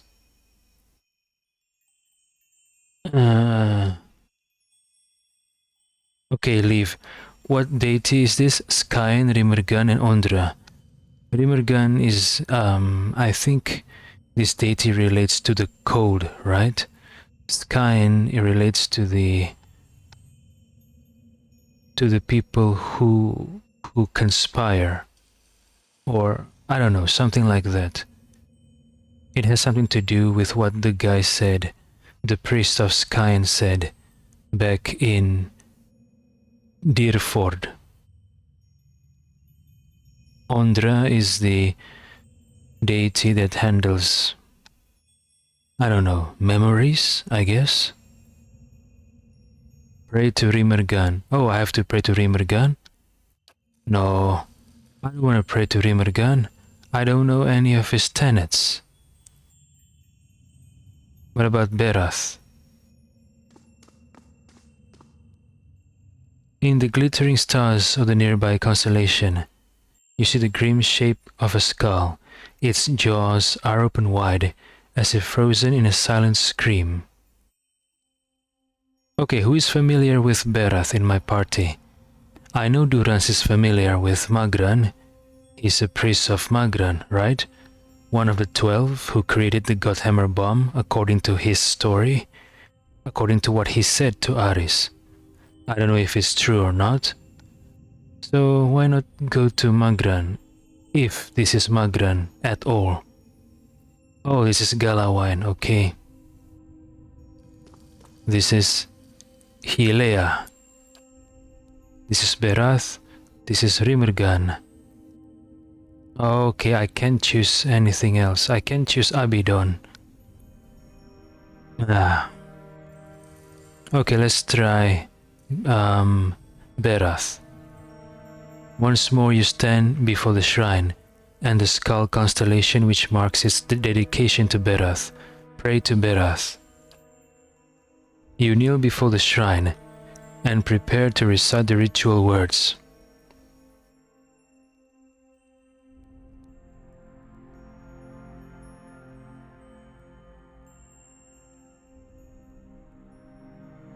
Aris says there is life in death and death in life.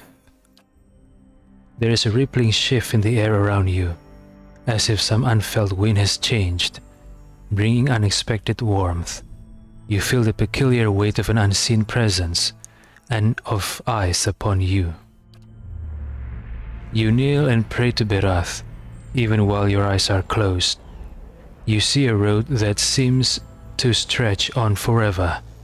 The stars wheel overhead in a clockwork rotation of constellations, disappearing over the horizon to your left only to rise on your right.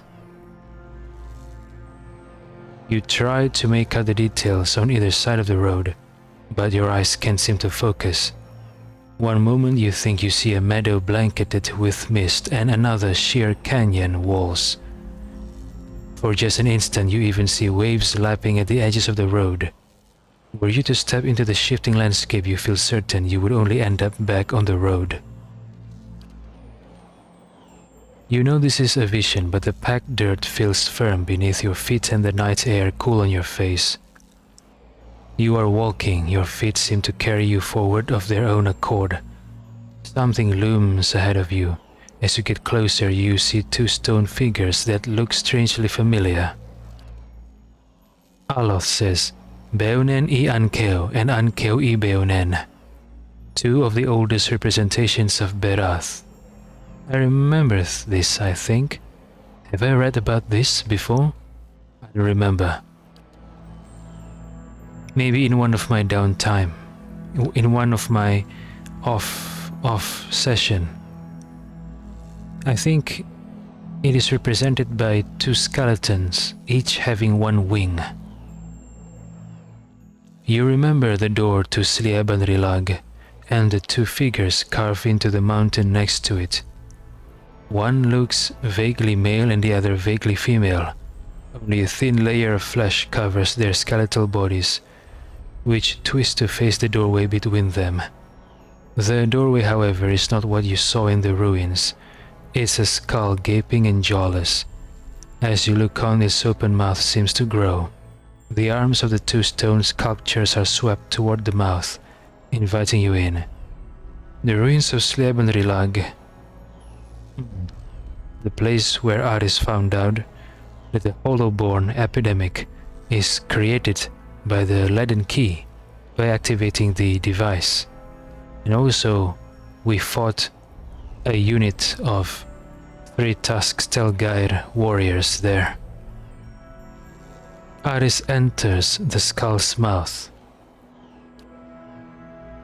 The road continues through the maw to another shifting landscape surrounded by stars. As you pass through it, you see an identical doorway in the distance. A dwarven man stands near it, unmoving.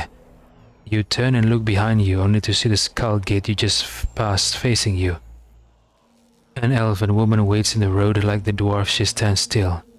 Approach the dwarven man. You continue down the road toward him. He looks up as you approach, but you can't tell if he's looking at you or through you.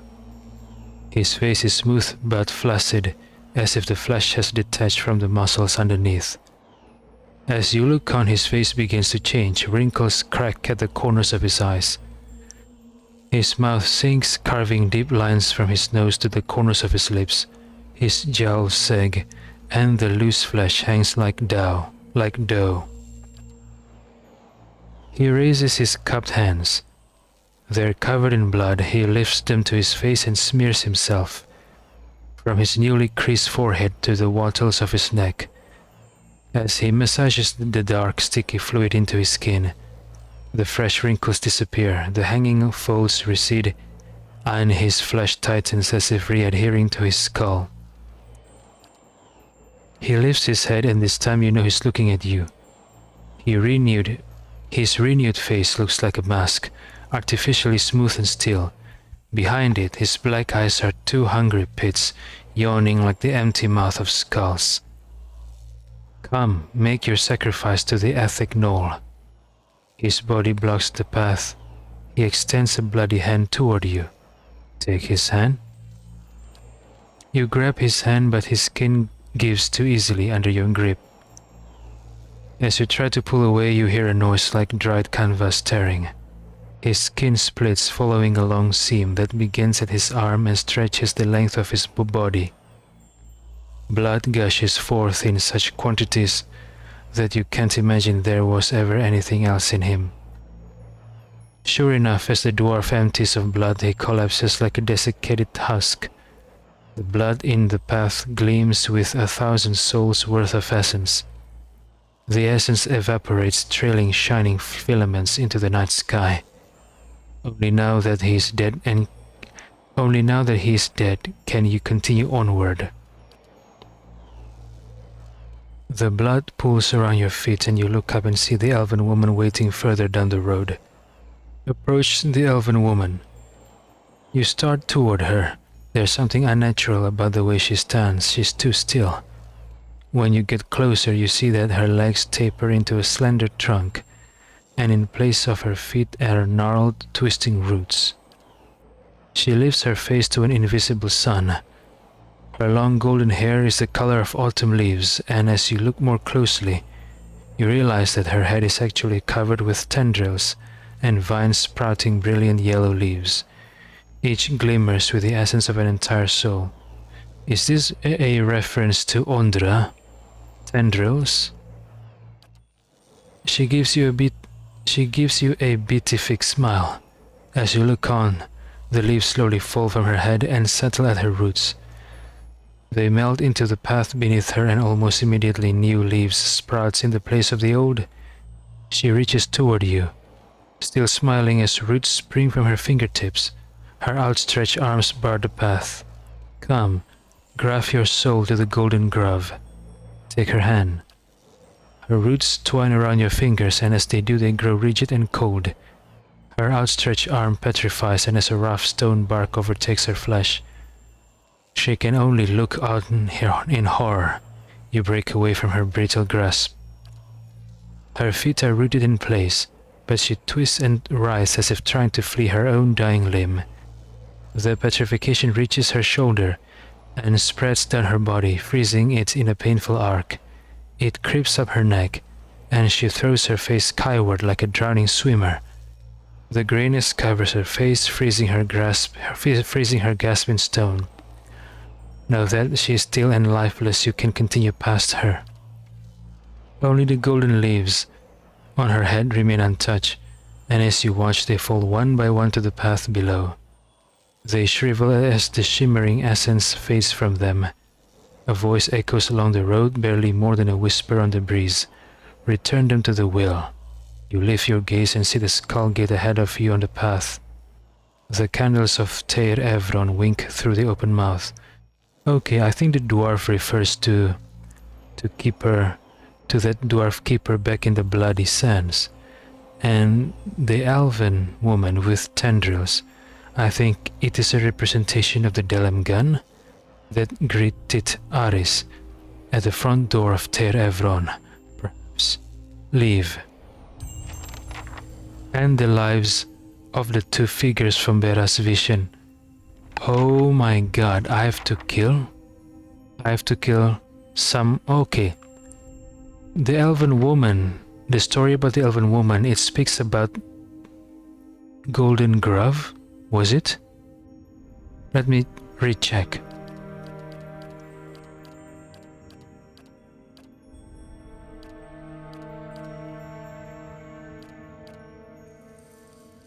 Okay, Golden Grove. Okay, so I think the dwarf and the sacrifice story refers to the dwarven keeper in the Bloody Sands. And the elven woman, I think, refers to the Golden Grove. So I have to kill them both? I have to kill the dwarven keeper? And oh my god, am I starting a war with the Glanfathans? No way, I don't want to do this.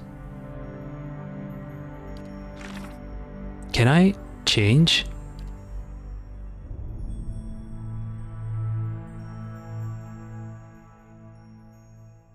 Berath, the god of death and rebirth, showed me a vision of an elven woman and a dwarven man stopped on a road. My touch slew them, and only then was I able to continue along the path. I think this is the god's way of telling me that these two individuals have cheated death for too long. Ending their lives would no doubt please Berath. The dwarf in the vision had an eerily ageless face, and he seemed to renew himself with the blood of others. He said something about the Ethic Knoll. When I learn who or what this is, he will no doubt be nearby. The elven woman was strangely tree-like in the vision. She mentioned a place called the Golden Grove. The druids of the Golden Grove told me that High Ova Teerona often ventures to Elm Shore in search of remedies to prolong her life. I suspect that Erona is the elven woman from the vision. Okay, can I worship at a different altar now to change what I have to do?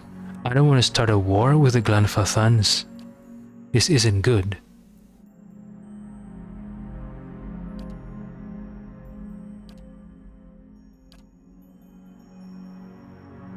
This isn't good at all. Okay, I prayed to Berath. Let's pray to Ondra.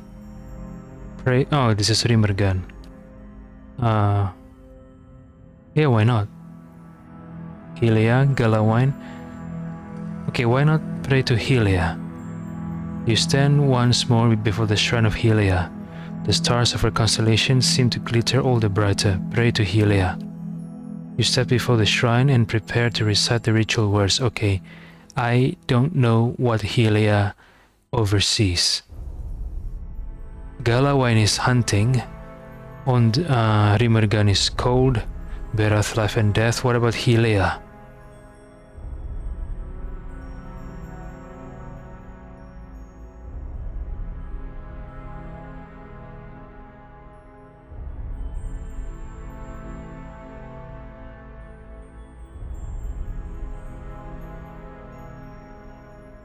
Tomorrow my master chokes on his whip. It refers to Skyn, I think.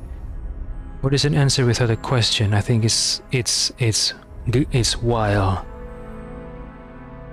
All life ends in stillness.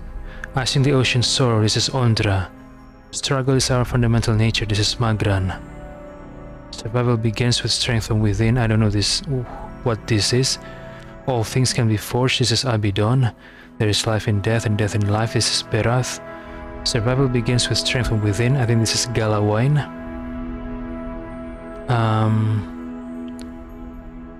Okay, I don't know what 4 and 7 refers to. So either 4 or 7 responds to Helia.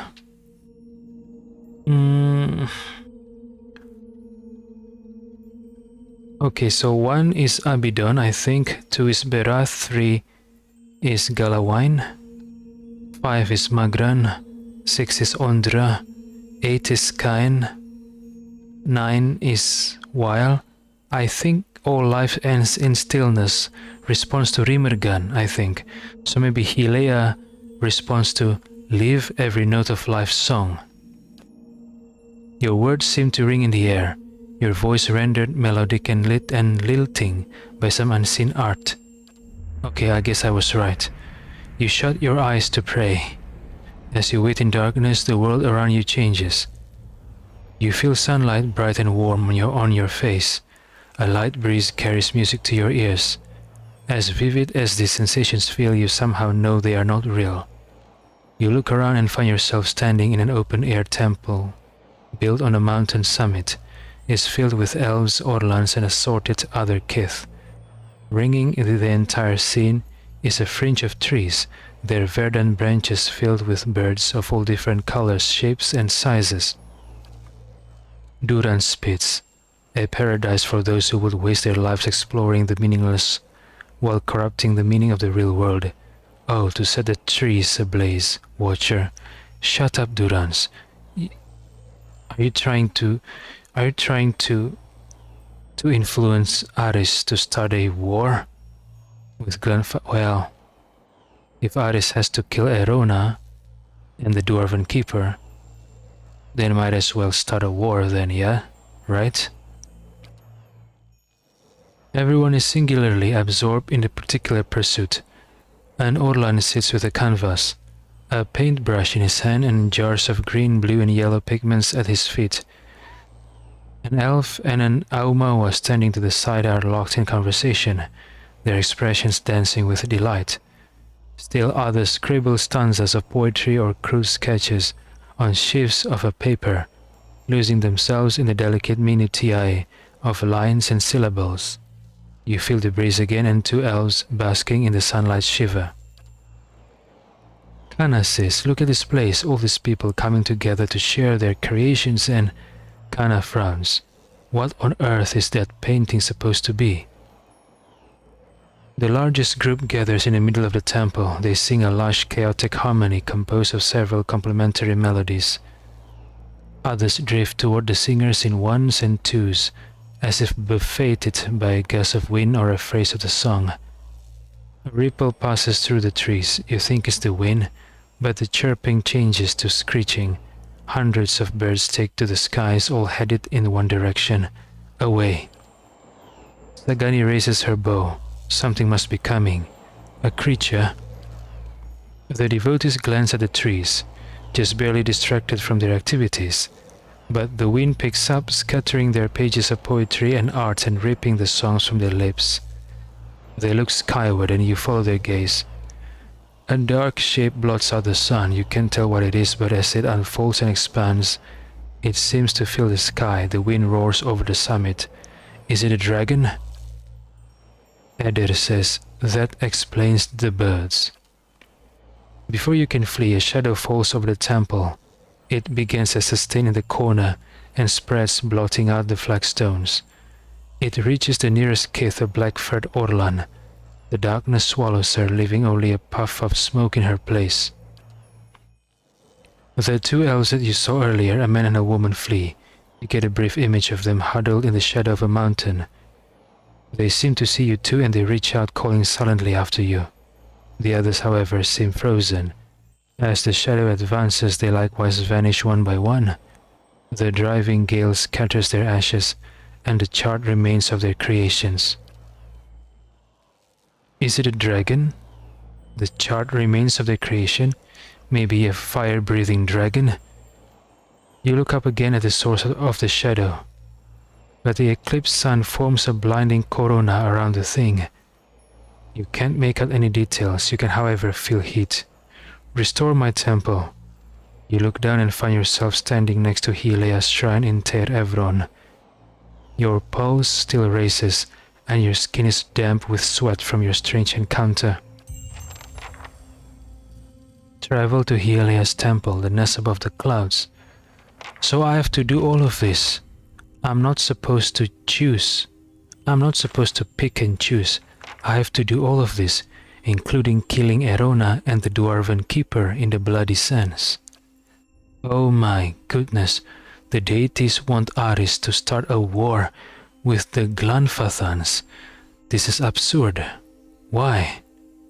Well, of course the deities know better than the mortals, but still.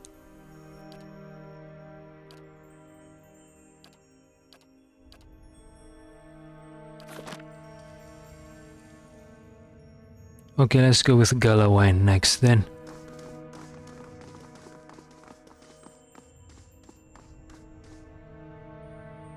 You stand once again before the shrine of Galawain and the Hound's Head constellation which marks the pedestal. From time to time you hear a low rumbling sound like a growl. Pray to Galawain. You kneel before the shrine and prepare to recite the ritual words. I think it's number 3, right? Survival begins with strength from within. The air around you stirs and a gust of warm wind blows across the back of your neck. You catch the faintest smell of wet earth. As you kneel in front of the shrine, you feel yourself push forward. You catch yourself on your hands and knees, feeling warm, damp ground beneath them. Looking around, you find yourself crouched in a clearing in the middle of the woods. The smell of dirt hangs heavy in the air. Behind you is a darkened room filled with candlelit shrines. Ahead you hear the howl of some kind of hound. You feel certain this is a vision, but the hairs on the nape of your neck still rise. Aris says, I've come to seek Galawain's favor. The howling beast falls silent, and you hear a rustling in the foliage nearby. Something is watching you. Aris howls back. The beast bays in response, in its voice high and clear. The thick undergrowth shivers with movement, and heavy paws pound the wet grass. You're not certain if the creature is hunting or leading you, but you instinctively give chase. As you stumble through the dew-speckled bushes and clawing brambles, each stride feels longer than the last. You draw lungfuls of crisp, clear air and feel your energy renewed. The rhythm of your stride and the thumping of the beast's paws drive the blood thrumming into your ears. You speed ahead following the hound's cries when a split-finger spine crashes to the ground in front of you. A massive bear lunges into the gap and roars. It catches you. You turn and race in the opposite direction, leaping over the fallen tree trunk. Pine cones crunch underfoot. The bear lumbers after you.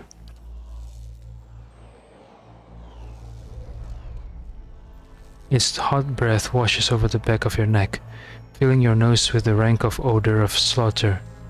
You see a clearing just past a thicket of broad leaves and sprint toward it. As you break through the foliage, you see a massive lioness curled up in the clearing in front of you. With the last burst of energy, you divert your momentum and hurl yourself into the bushes. Any second now, you expect to feel the bear fall upon you, but a furious roar on the other side of the clearing draws your attention. The bear has stopped at the tree line. It swipes the empty air with claws, large enough to rend armor, but it does not advance. The lioness, for her part, twists her body into a tight coil. She growls, her ears press against her head, but she makes no move to attack the intruder. Kana gives a breathless laugh. Incredible. Have you ever seen beasts so large? I'd like to carry this appreciation for them into the future. Let's see if we can slip past now. You back deeper into the foliage, keeping your eyes on the two mighty predators. As you crawl backwards, the heel of your hand brushes something furred. A warm sigh grazes your cheek. You freeze in place, slowly turning your head to see what waits behind you. Two amber eyes shine in the darkness. Kana says perhaps we ought to take our chances with the bear. The eyes meet your gaze briefly, then turn to the standoff in the clearing. The hound behind you yawns, fangs flashing. When you turn back, the lion and the bear have disappeared. In their place is a stone wolf's maw, gaping wide enough to swallow you whole. Beyond it is the outline of a temple, towering but indistinct. Blood must feed the maw, watcher. See that a true champion reigns. Turn back to Ter Evron. Travel to the stone maw in Galawine's vision. The old queen and the new king. Okay, what's left? I've prayed to Berath, Hilea, Galawine, now it's Rimergan, right? Once more you approach the shrine and the constellation of the Beast of Winter. This time the cold emanating from the shrine is unmistakable. A thin frost has formed upon the edges of the stone.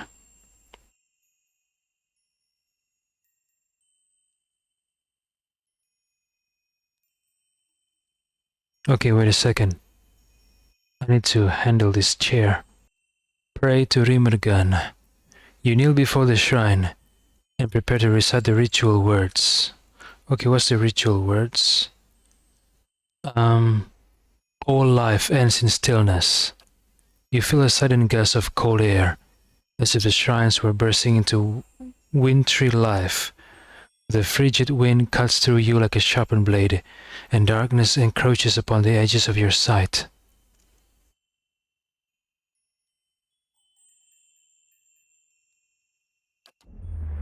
You kneel and close your eyes as you pray. The blackness fades to white and a howling wind fills your ears. The vision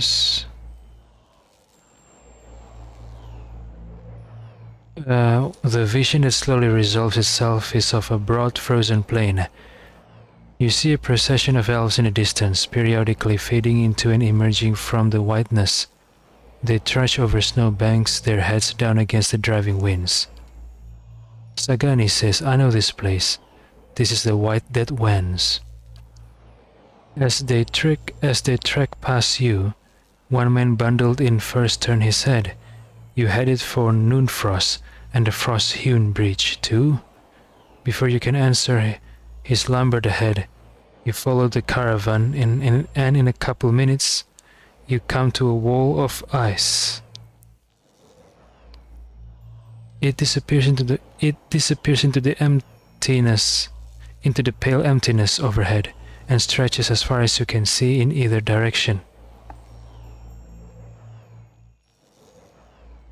The elves stop in front of a mirror-smooth section, that's framed like a temple door. It seems somehow thinner than the rest of the wall. You can't see what's on the other side, but a debilitating cold emanates from within.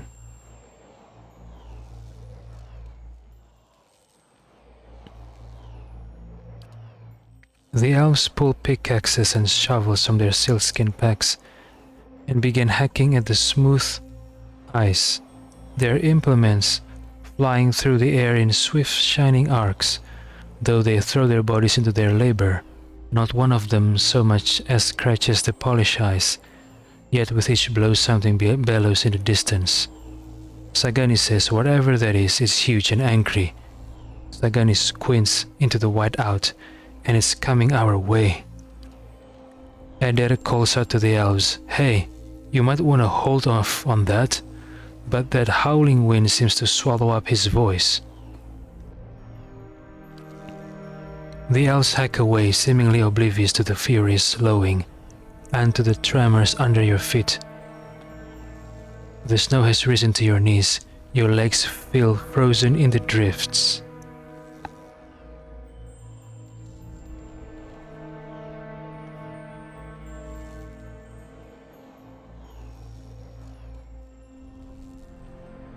Try to get the elf's attention.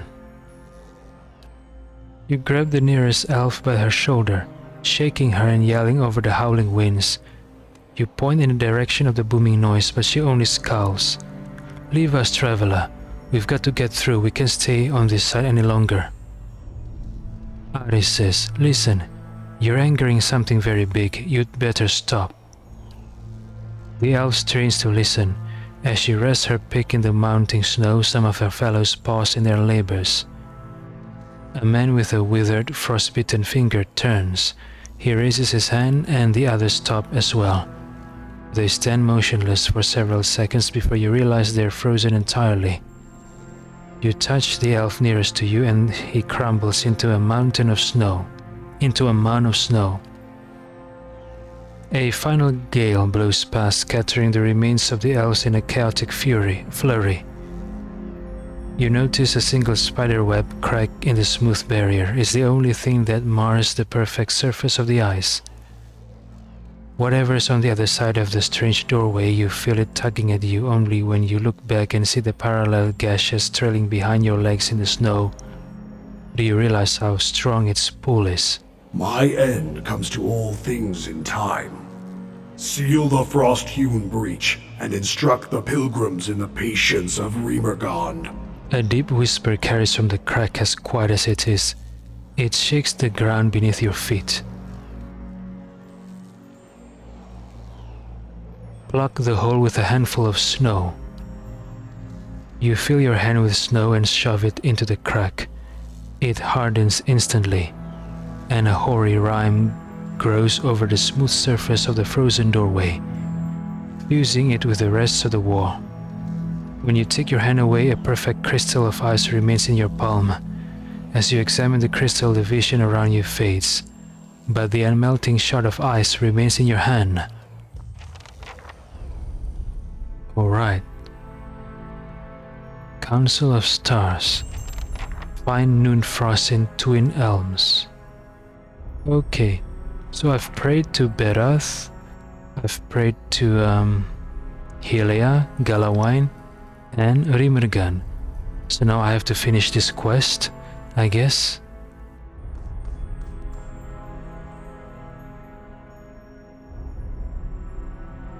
Okay, but if I have to kill Erona and the Dwarven Keeper of Bloody Sands, isn't that going...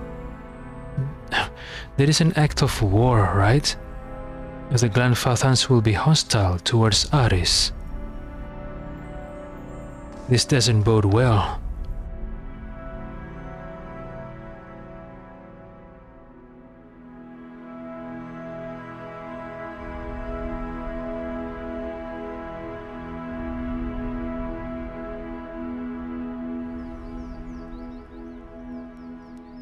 This doesn't bode well at all. Let's speak to these Delemgans. Maybe they can give us some answers. What do you wish to know? Okay. Until we meet again. Dang it, I have to kill? The Dwarven Keeper? Oh no.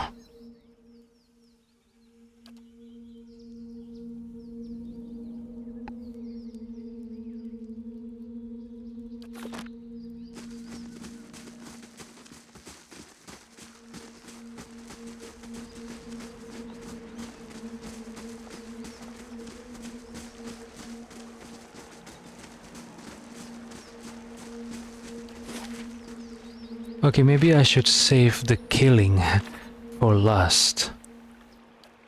What are the other quests? The nest above the clouds. Travel to Helia's temple. In the mountains above Twin Elms. Something sinister haunts Helia's temple. I've been asked to confront this terror and putting an end to it. In the goddess's vision I saw her followers terrorized and struck down by a terrible menace. Presumably, removing that threat will earn me her favor. The vision showed me a male and female elf who fled the mountain top. Last I saw, they were hiding in a ring of stones, the ruin of an older temple in Twin Elms. If there's a district of the city with other temples, I may be able to find the elves there. They could show me the way to Helia's temple. Okay.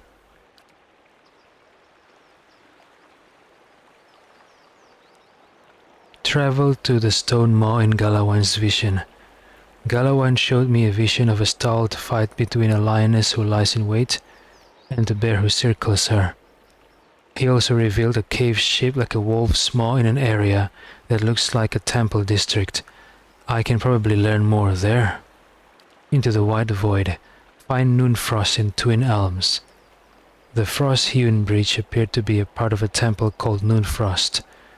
If I can find Rimmergan's place of worship in Twin Elms, I may also find the meaning behind the vision. The locals must know something about this place. Alright, who should I speak to?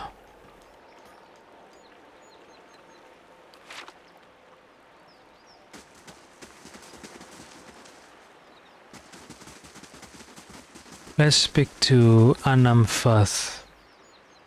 Wait, Hunter says, monsters and hunters care not for feelings. Okay, maybe I should ask these questions to Anamfath Bethuel. So back to the passage of the Six, I guess. Did you hear that? About our awakenings being permanent? Yeah, I heard that, Aloth.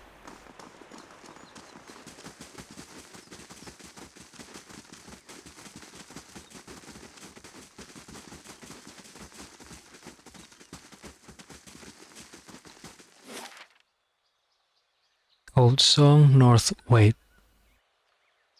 Why can't I go to this Temple of Northweld? It's grayed out. Temple of Helia also grayed out.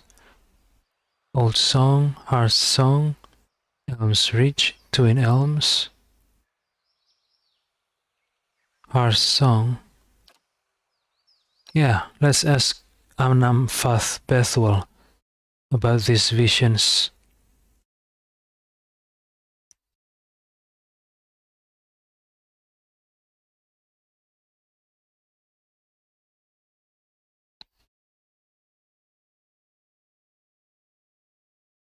Anamfath Bethuel from the Guided Compass tribe.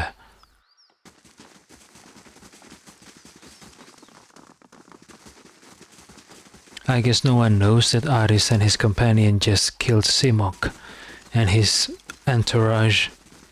Or maybe they don't mind that Aris killed Simok and his son Liras. That's screwed up. Why don't the Glanfathans care about Simok and his son Liras being killed, being murdered by Aris and his companions? Doesn't make sense. Who is this Crozy? Oh, it's a golden name. Alright. It's a golden name, right? Yeah, of course. Crozy. Where is Anamfath Bethuel? Okay, there she is. Our paths cross again, Galus and Anams. Okay, I can't speak to her about the visions. I guess Aris has to take it to his own hands.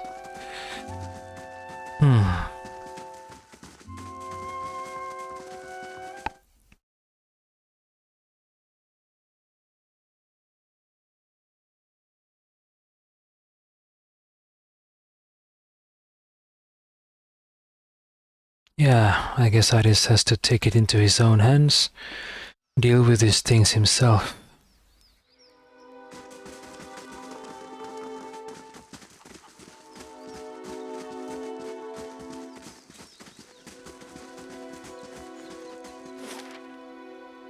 I guess let's go to Old Song.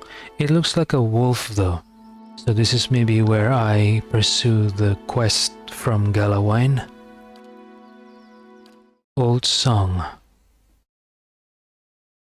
Galawine. Galawine said,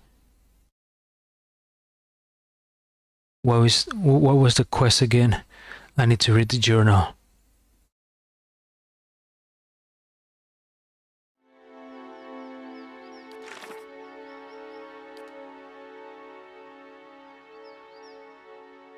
Okay, a cave shaped like a wolf's maw. I can probably learn more there, alright? Old Song, alright. Well, there is a building shaped like a wolf, but I don't know if it's the correct cave. Of course, it is the correct cave, Galawine's Maw, Arsong District. Burial Isle, Noonfrost, okay. Hilea's Shrine, alright.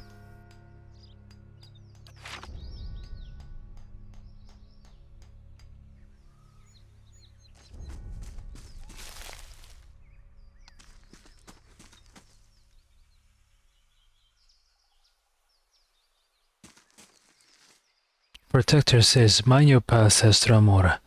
The guided compass trusts easily, but I don't. Oh, okay.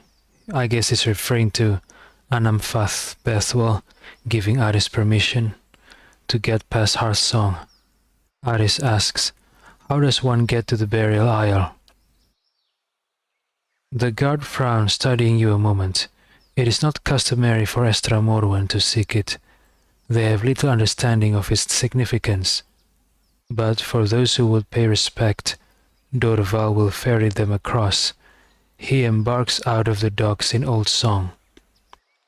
Aris says, I'm looking for the temple of Hilea. Protector says, it lies beyond the north weald and up a mountain. But the faithful have fled, and now the priests of Kasfath and Onwen linger in Old Song.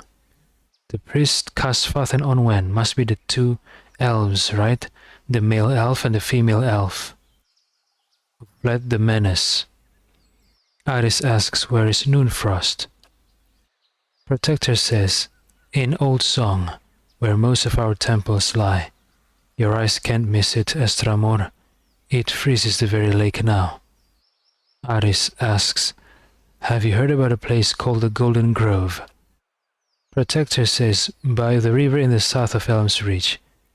It's a clearing surrounded by trees. Erona and her Ovates gather there. Aris says, tell me about the Ethic Knoll. Protector says, they are the Druids of Blood Sands, a cave northwest of the great trees of Elm's Reach. Normally, I would advise an Estramor not to walk that path. Aris asks, are you familiar with a place shaped like a wolf's head made of stone? Protector says, all Glanfathans know the Maw. It's a place in Old Song that's holy to Galawine, and it's where the Fangs gather. Though I hear there's some uproar over the beasts that dwell there. Oh, the Fangs of Galawine? Ooh. The one who ambushed Aris's caravan. Will there be survivors from that ambush, and maybe he or she would recognize Aris? Oh, it's going to be a mess. Aris walks away.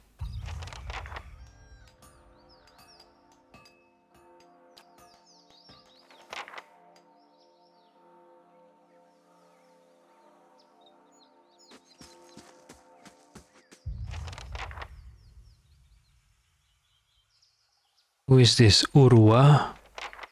Who is this Urwa? Many blessings, traveler. An Orlan woman stares at the sky with an air of deep contemplation. She occasionally puffs from a wooden pipe, blowing smoke into perfect rings. What stands before me? Urwa wipes her lips with the back of her hand. Her teeth, uneven and pointy, are stained red. I do not see Estra Morwan often. Urwa picks the remains of an ochre root stuck in her gums. And believe me, I see many things. Perhaps you want to see them too, yes? She gestures behind her at an assortment of plants, roots and phials lying on the rug. Aris says, let me see what you have for trade. Urwa says, I present this happily.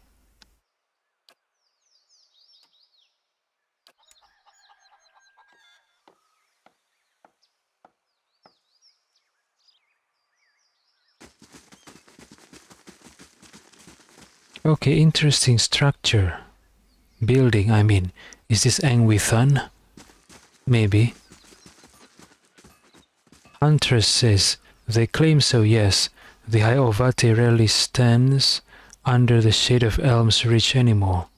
Hunter says, after countless seasons as the druid's leader, it surprises me that she now leaves her community behind.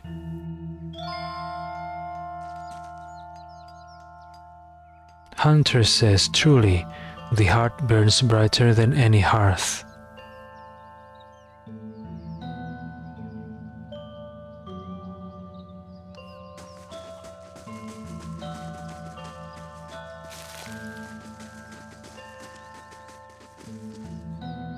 Why do you wear such funny clothes? Says the child.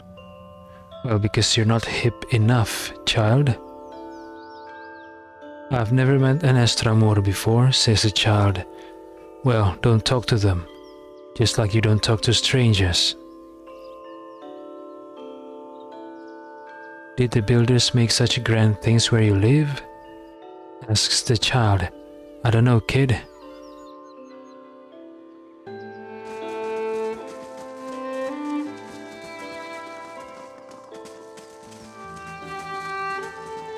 Hunter says, whatever. Okay. Hunter says, I remember Erona always stood for her kin, even before I was a child. Hunter says, whatever her true intentions are, I smell fear in the air. Oh, maybe she knows? Maybe she knows that Berath is going to send someone to kill her. Maybe. Fangs Hunter. This hunter of the fangs moves with cat-like grace. How do you know? All of life is a hunt. We pursue sustenance while death pursues us, says the fangs hunter. The hunter gives you a stiff nod. I thought it says a stiff rod. I don't need a stiff rod poking at me.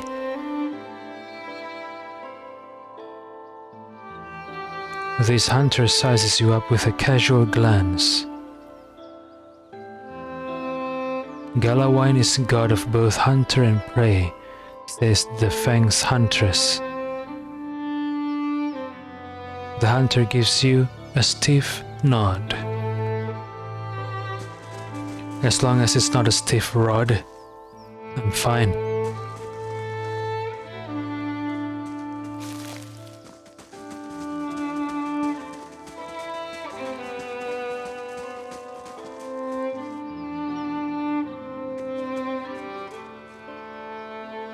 Hunter says, guard your tongue around three tusks, Telgair. They are also quick to anger. Well, if you must know, Aris has killed the three-tusk leader, Simok, and his son, Liras. It seems that no one cares that a leader and the son of a tribe, one of the 6th tribe, has been killed. No one seems to care. I wonder why. Do the other 5 tribes secretly hate the 3 tusks Telgair? So they were just like, meh.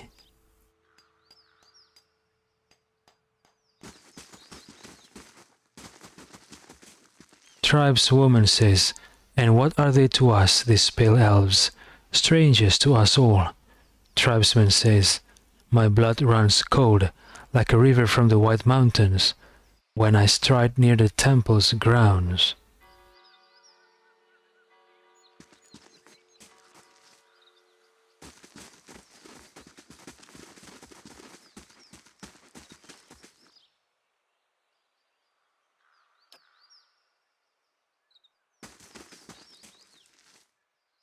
The kid knew I was about to touch her with the pointer, and she fled. Oh, she returns. I guess they're playing. This boy and this girl, I guess they're playing together. Playing tag, maybe?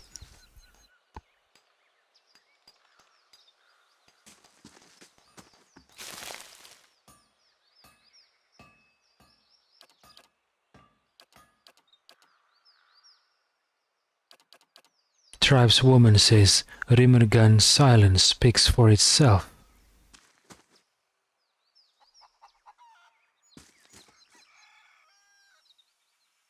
Tribesman says, the god of winter no longer communes with his own faithful, not even inside Noonfrost. Old song, Tribeswoman says, old song reminds us of our past and the builder's footprint. Okay, an Orlan man and I guess a folk woman.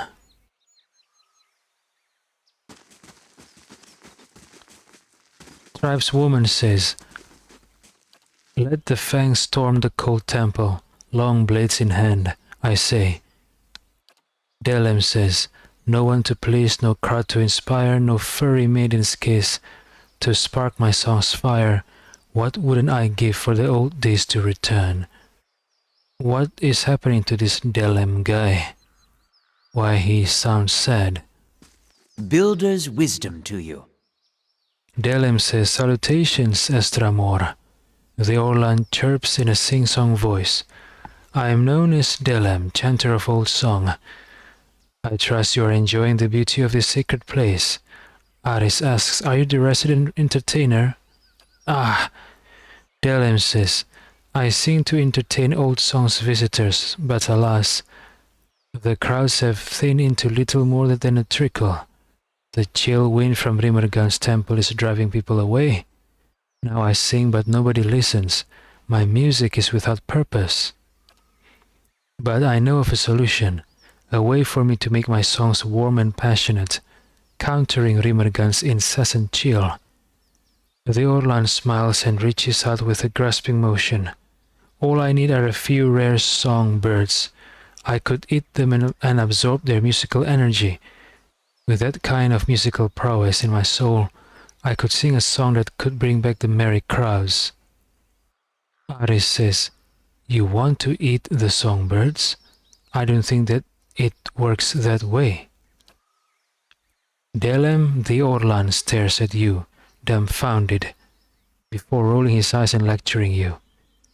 Eating the muscles of animal makes you stronger, right?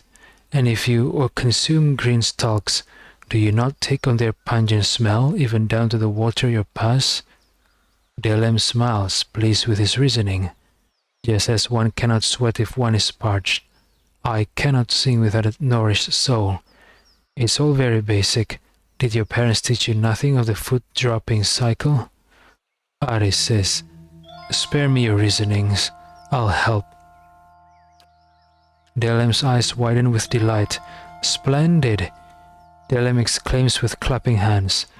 For my song to be pitch perfect, I will need a tiam, a bird often found throughout twin elms, often in high trees' nests, but some have been domesticated.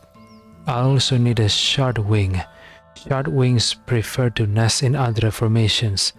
Suits their natural camouflage the best. Okay, so a tiam and a shardwing. Fine.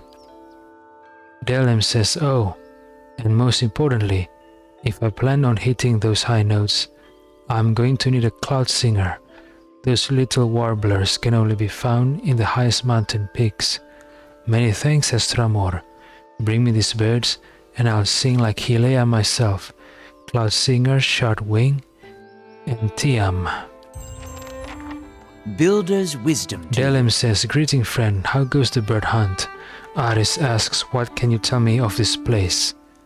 Delem says, "Old Song is a sacred site, home to many of the builder's finest works. Galawain's Maw, Helia's temple, and Rimmergan's temple, known as Noonfrost, can be found here." Delem looks you up and down with a smile. "Visitors are a rare sight in Old Song. Whatever it is that brought you here, be thankful you have the privilege to see this place with your own eyes."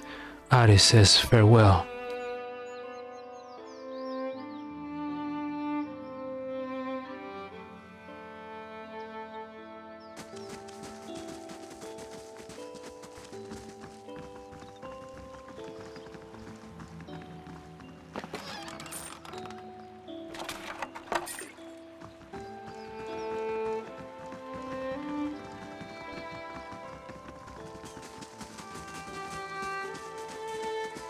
Tribesman says, "We'll cleanse Noonfrost of their corruption."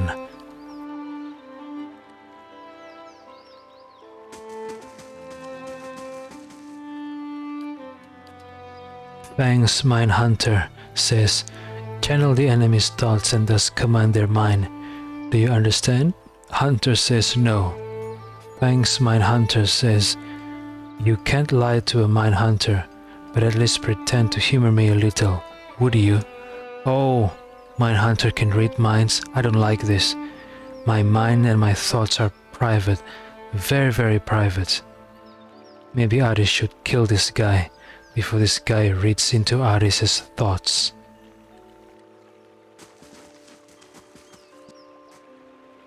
Fang's Mindhunter says, "I am instructing Estramor. What do you need?"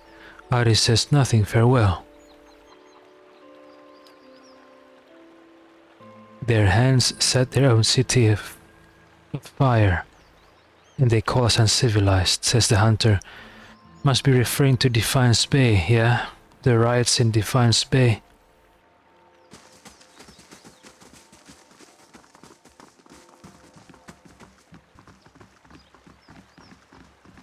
Dorval. Builder's wisdom to you. A thin, ragged man stands waiting on the barge, leaning on the roar. A smile of greeting splits his weathered features. It has been a very long time since an outsider sought passage to the burial isle. Aris asks, "What is this burial isle?" Okay, wait a second. Dorval says, "It is a sacred place, for it sits upon the great works of the builders. There, by our ancestors, all our Anamphals are laid to rest. Few go there, my friend. It is not a place where the living to walk." Aris asks, "Is it dangerous?" Dorval nods solemnly. "Those I bring to the island return the same way, or else not at all. It is home only to the dead, spirits, shades of the builders remain, and watch over our Anamfatha. They are bound to the island and protect it fiercely." Okay, protect it fiercely. Aris says farewell.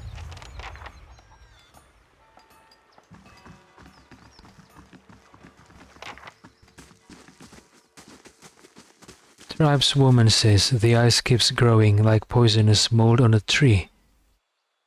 Huntress says, "Our hospitality has been consumed by the pale elves. The Anamfatha must act." Tribesman says, "A season at least, until their next council." So are they implying that pale elves are responsible for what is happening in Noonfrost? Something with the growing ice?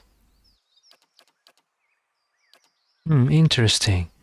Are these pale elves Glenfathans, considered Glenfathans, or are they guests to Eir Glenfath?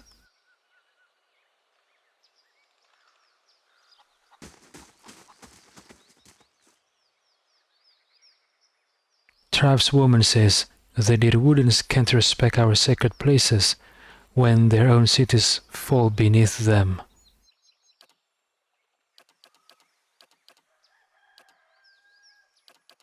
Tribeswoman says, yes, I fear we won't see another council gathering until next season at the earliest. Okay. Well, with the death of Simok and his son, maybe it's going to be later than next season. They need to elect a new leader for the Three Tusks Telgair, I think.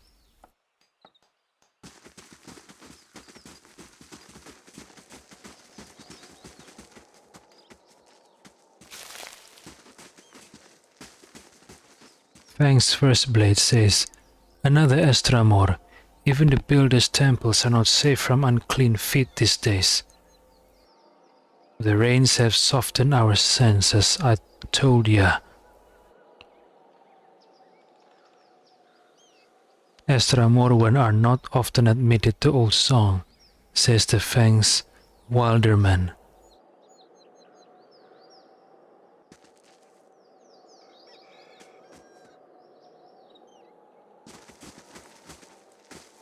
And I thought my mother-in-law's house was ominous. Oh, Sagan is referring to the Maw? Okay.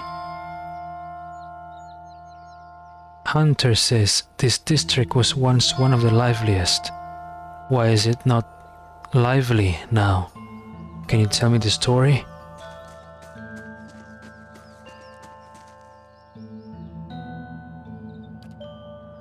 She won't accept, and the Lion Clan's warriors guard her deep inside the maw. Fang's Wilder woman says, Oernos will run her down. This I claim. Who is this Oernos?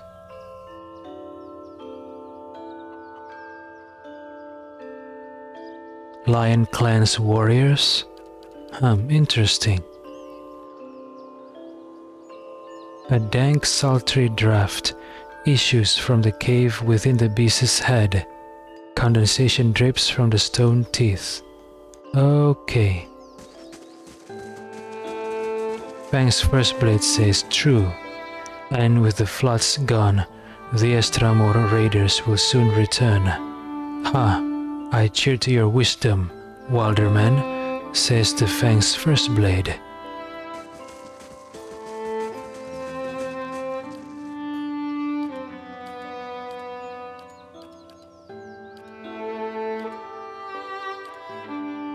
I was a child, and Sul already reigned in Galawan's maw. Whatever the outcome, I long for the temple to feel like home again. A matter of time.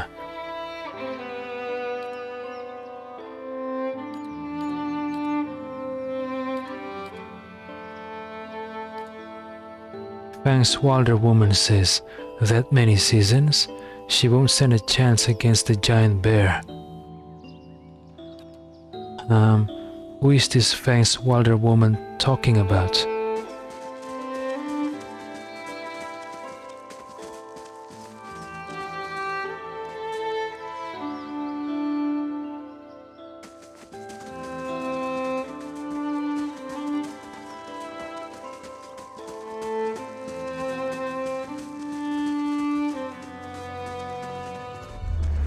Wait, what is this?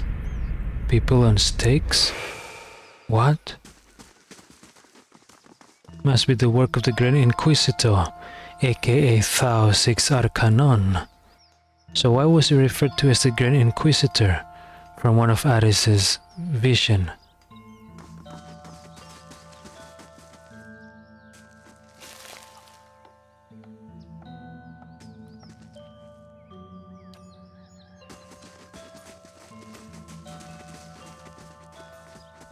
The stone is pitted with the marks of ancient chisels and furred with moss.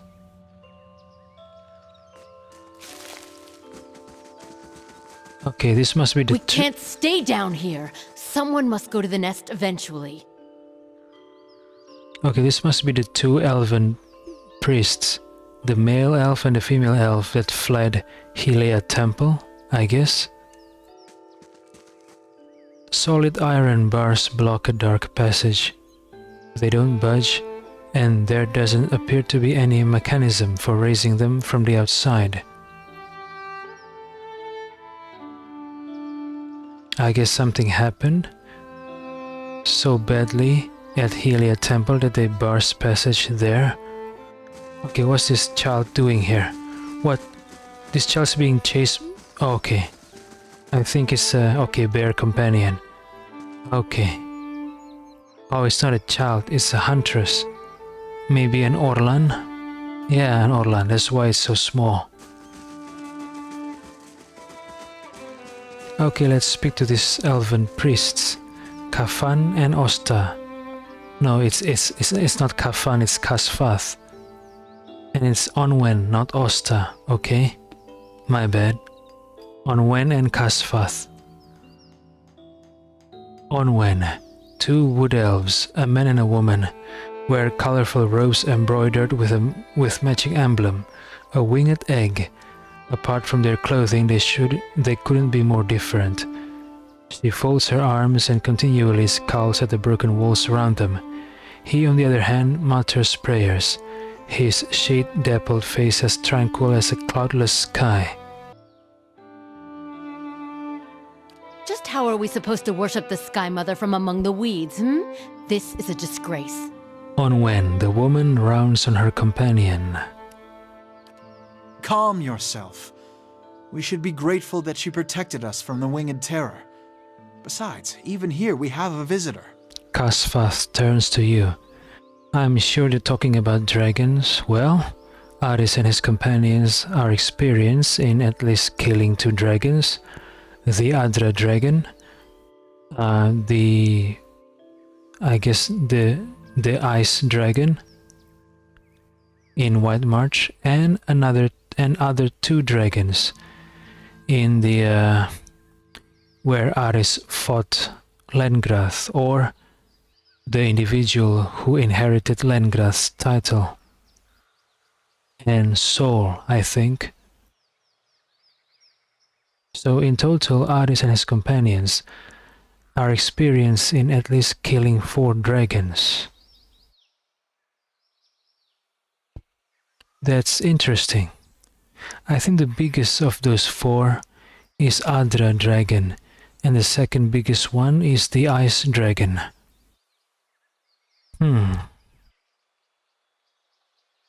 Aris says, actually, I received a vision from Helia. She bid me speak with you about the menace that settled over her temple. A vision from the goddess herself?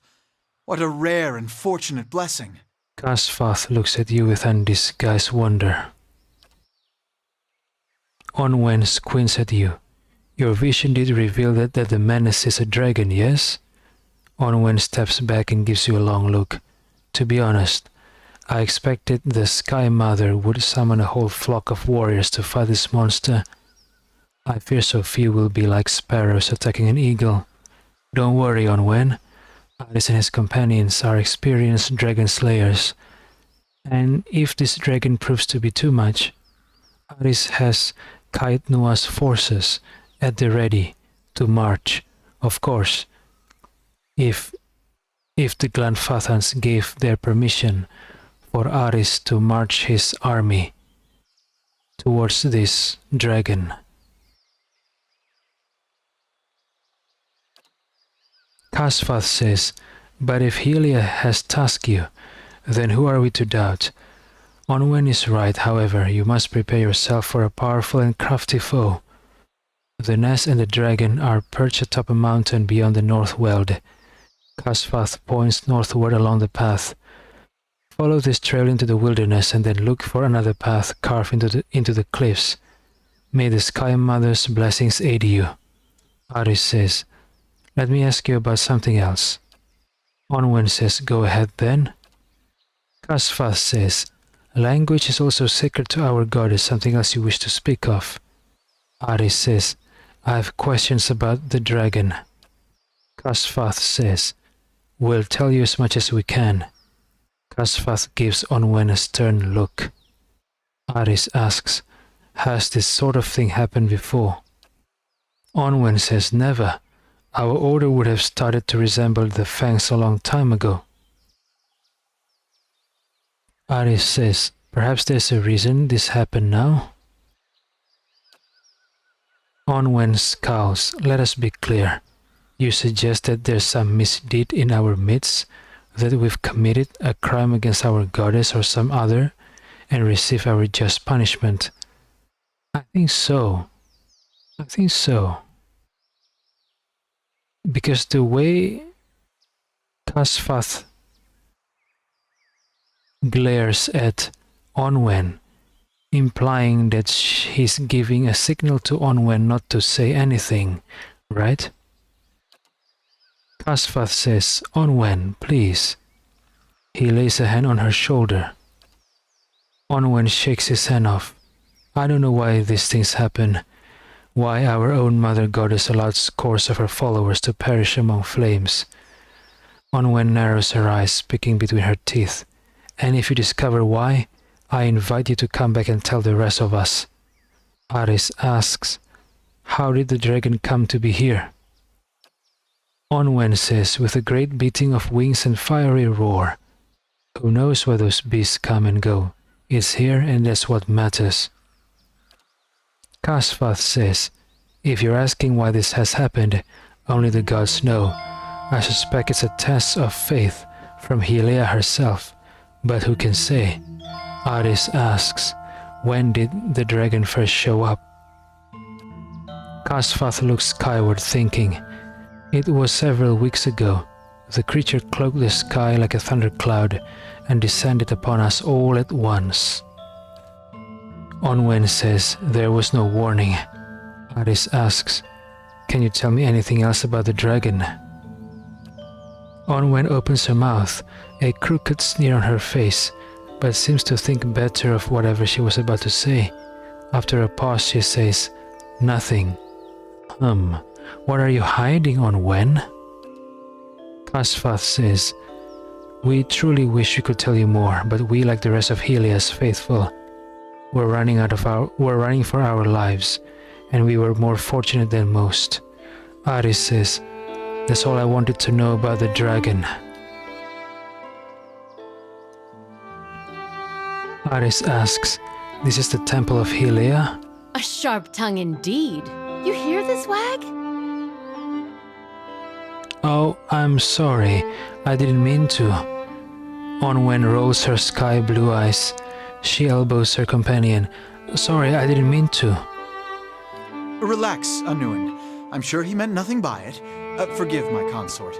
She's been rather excitable of late. This is not, as you seem to recognize, our actual temple. It's merely a shrine we've set up after the business with the dragon. Kasfath makes a placating gesture. He turns to you, he ignores a pointed look from Onwen. Aris says, a chanter named Delem told me he could restore this district with his songs if I found some exotic birds for him to eat. Onwen sneers. And if he told you that you could jump off Mud Bridge and sprout wings, would you believe that too? It's a foolish superstition and nothing more. The Queen of the Birds blesses us with her attendance, so that we can hear their songs, not eat their flesh. Kana says, Hylia bears 12 different faces. Ask 2 midwives and you'll get 5 tales, and none shared between them. The Orlans have a difficult time of childbirth. I suppose it's only fair they eat the Sky Mother's children in turn. Oh, Kana implies the Glanfathan Orlans eats birds as their diet. Aris says, I'd like to know more about Hylia. Why, she's the goddess of song, art, the sky, and maternity. She's gentle and brilliant, speaking to her followers in dreams, inspiration, and birdsong. It is said that she wears a cloak adorned with a feather from every bird known to Kith or Wilder, and that she manifests in the flocks themselves. Kasfath's face lights up. Aye, and in the screams of childbearing, which I can assure you is not so beauteous a thing. And this is true, which is why midwives are widely considered clergy of Hylia, as are many artists and poets. In any case, those of us who follow her feel closest to her splendor in a place where we might share light, song, and a view of the blessed sky. Kasfath nods slowly. Aris says goodbye. Builder's wisdom to you. Onwen says, any luck with the dragon? No, not yet. Many blessings, traveler. Okay, her voice seems friendly, contrary to how she speaks to Aris.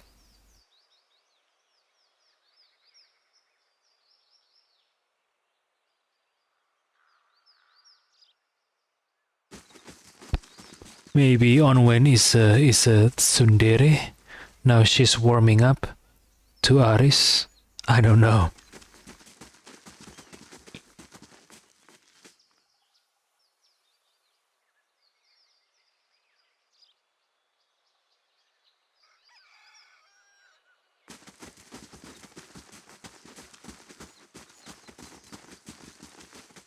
Okay, what is this? Oh, it's Old Song's Pass. Where does this lead to?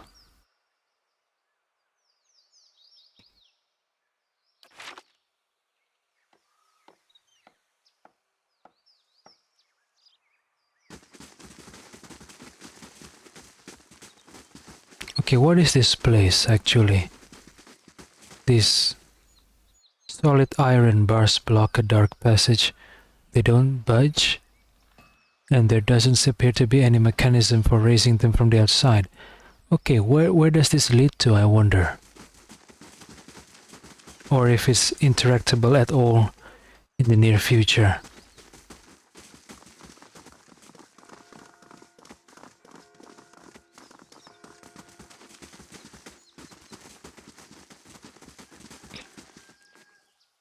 Hunter says, the cold aura will have swallowed even the great elms by then.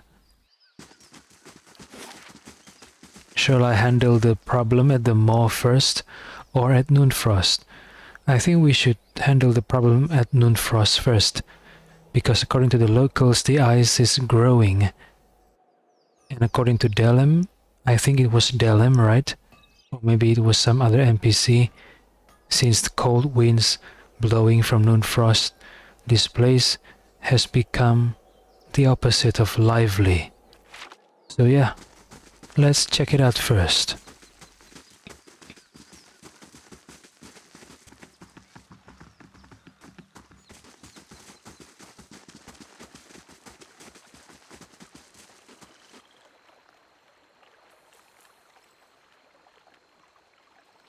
Why can't I interact with this?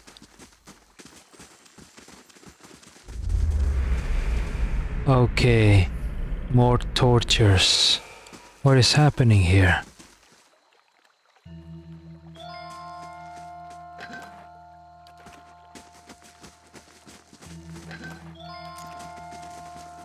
The chill of Rimergon's oblivion. The mindless beast, easily brought to heel by the fire. Yeah, okay. A chill hovers over the frozen lake, draining the air of warmth. Okay, let's do this. According to the locals, the Pale Elves are here, and their conversation implies the Pale Elves are responsible for this, but why? Noonfrost, here we come.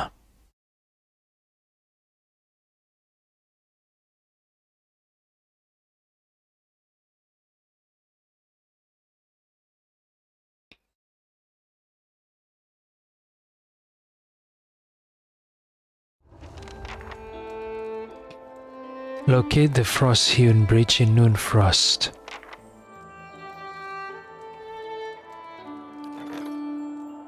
Grand adventure completed, Nasu returns to the stronghold with items. Spoils await in the Great Hall treasury chest. Alright, now we just have to wait for Verse to return.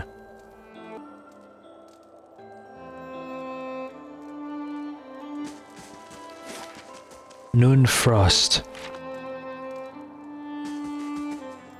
Okay, who is this? A priest? Vesgel.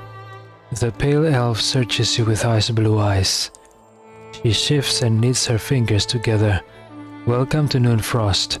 Most of the temple is currently closed for sacred ceremonies to Rimmergan. Vesgil forces a smile and waves to the eastern doorway. The shrine is to your right. You're welcome to make your offerings to Rimmergan there, but the rest of the temple is off limits. Aris says, I'm looking for the frost-hewn bridge. Vesgil, the barest flush rises in Vesgil's pale cheeks. As I said, only the shrine in the eastern wing is open. The rest of the temple is closed to visitors right now. I suggest that you make your devotions there and leave. Suspicious. Duran says, her cheeks flush, Watcher. Perhaps she misinterpreted what you meant by frost-hewn bridge. No, Durans, I don't think she thought I'm referring to her pussy. I mean vagina. I think she knows what I meant, and she's just trying to play coy. Vesgil says, Vesgil's eyes dart between the two doors on either side of the room. If that's all, Aris says, tell me about Rimmergan. Vesgil says, he's the god of cold entropy and collapse. Many see him as a harsh god, but few recognize that he also gives life in his own way. All things wind to a merciful end in his shadow, only to feed creation elsewhere. Vesgil frowns, gnawing her lip. But he is a silent god, and his ways are mysterious. To follow him is to accept inevitability without explanation. Aris asks, why is most of the temple closed? Vesgil says, as I said, we're in the middle of a sacred ceremonies. She enunciates carefully. They're rather complex and we don't permit outsiders to witness them. She glances at the elves over her shoulder. Others of my clan get rather touchy about them, which is why you should visit the shrine and take your leave. Others of my clan. So this pale elves is a Glanfathan. I see.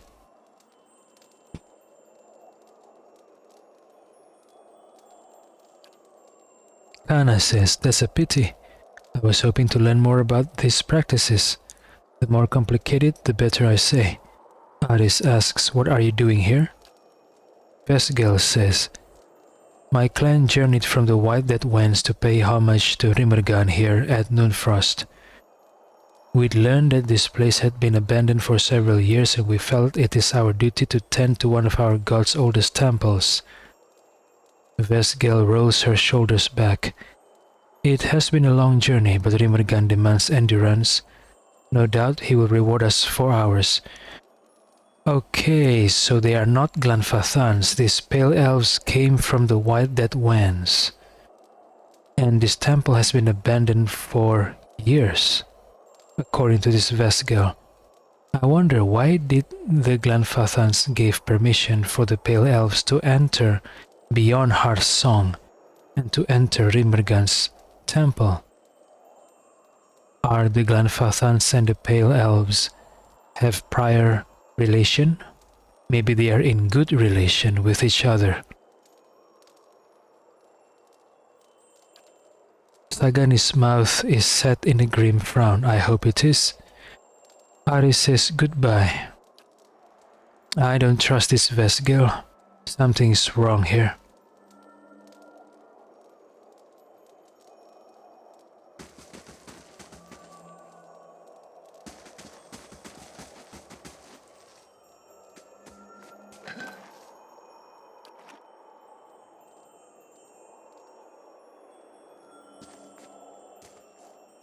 This pale elf stands motionless but for the slow rise and fall of his chest.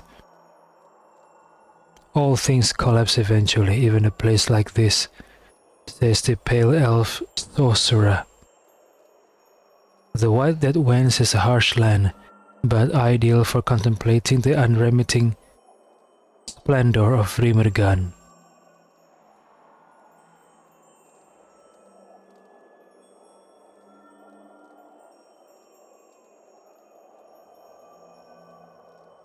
The outline of an auroch skull is etched into this paladin's armor. Life is but a test of endurance. Its reward is to be scattered and reforged into something new, says the pale elf vanquisher. We passed through the White Marsh on our journey here, a pleasant temperate place. Oh, you passed through White Marsh? So do you have any good relations with the people of Stalwart? I hope so.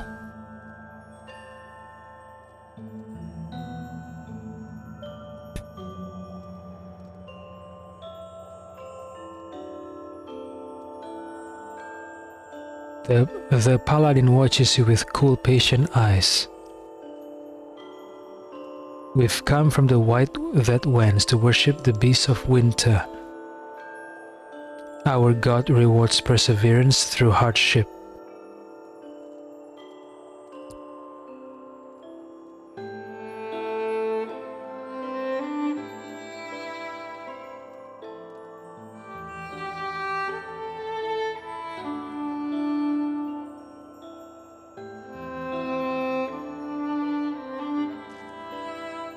Vesgil says, you again.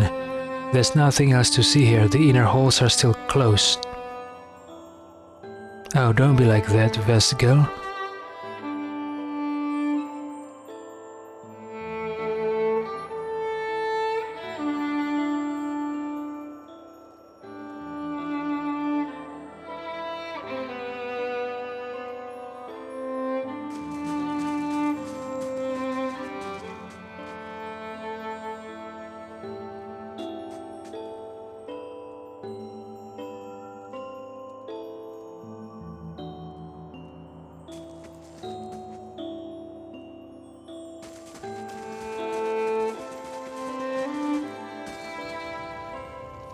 The priest shows no sign of discomfort despite the biting cold.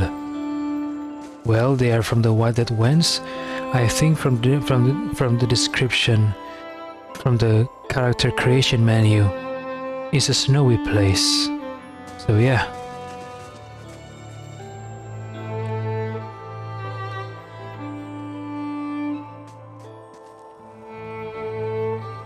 One day even the stones of Noonfrost will crumble into dust. This is Rimergan's way. Really?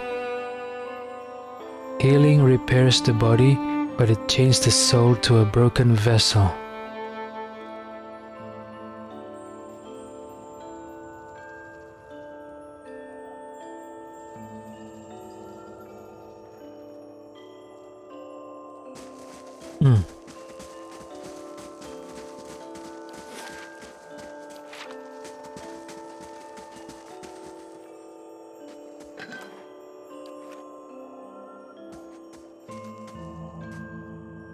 Her eyes are closed and her lips form a silent prayer.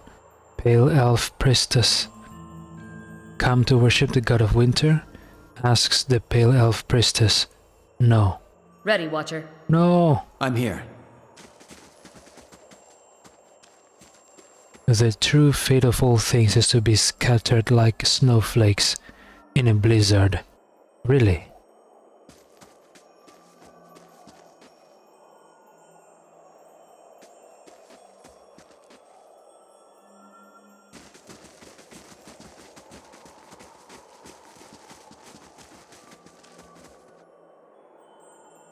The water of this well has frozen solid, trapping small fish from the lake underneath the temple. Ah. Refracted light dapples the icy mirror behind this statue.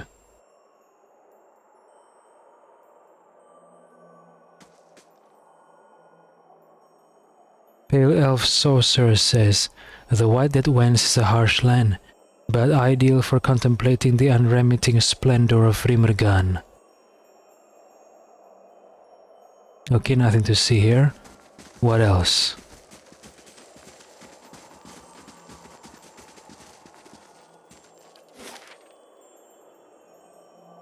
Noonfrost Shrine.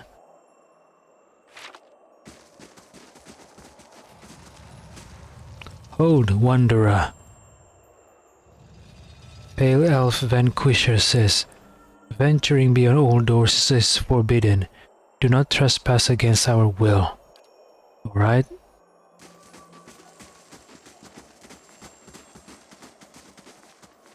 Oh, it's a locked door. I see. Each line and wrinkle of this warrior's weather-beaten frown has been chiseled from the ice.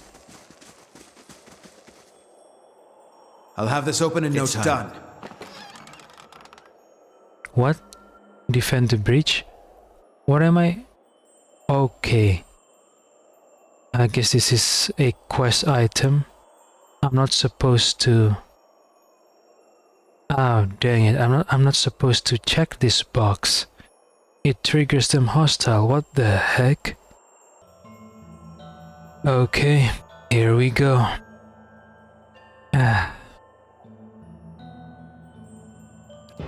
Defend the breach, he says. Fine. I bring your end.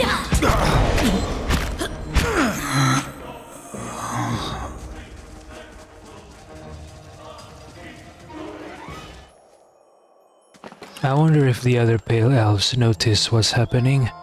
I hope not. Blue crystal key. This key, its handle carved in the semblance of an aurochs head, was cut from a light blue crystal.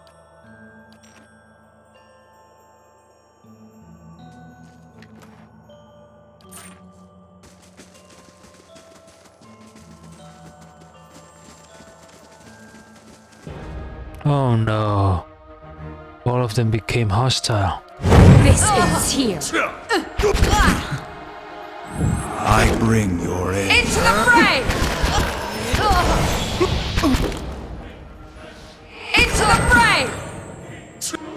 Join arms!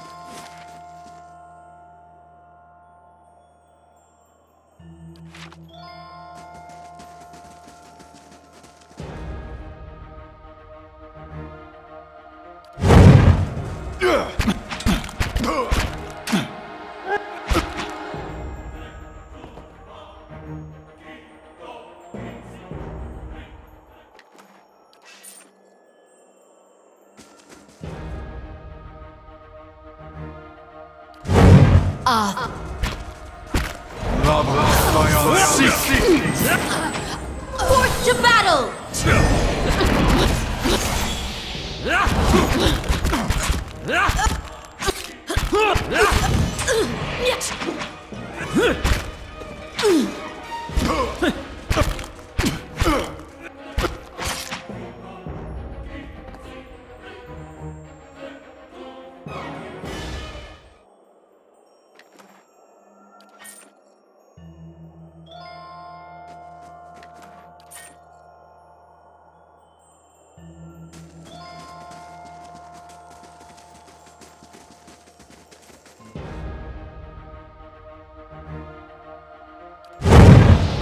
Death, take you!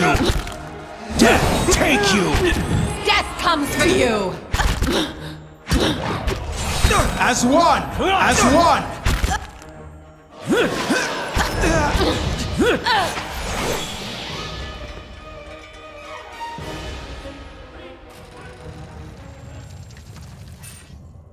The monks at the Abbey of the Fallen Moon is much more tough than these Pale Elves. I'll have this open in no time. It's done. What is this place?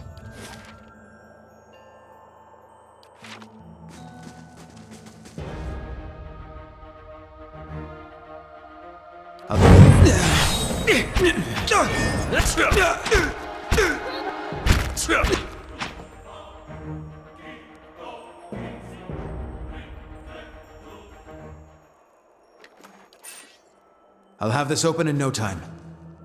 It's done.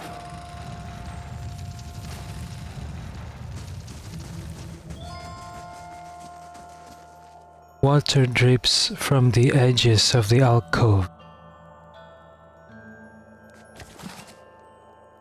The enigmatic god of cold, I guess Rimmergun. Silver key. This ornate key is covered in a thin layer of silver. Okay.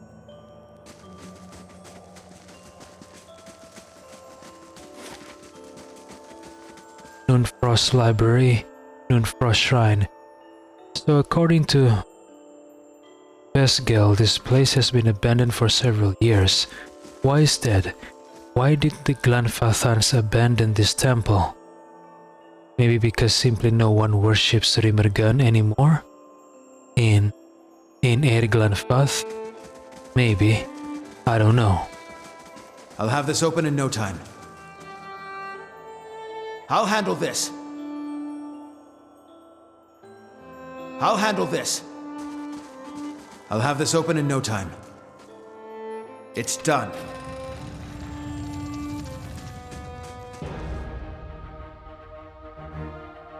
This is I bring your end. I bring your end.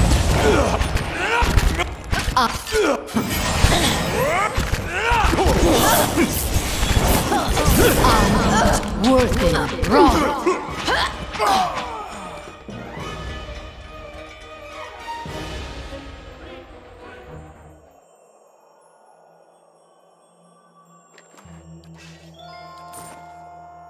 Oh, Aloth has a conversation coming up.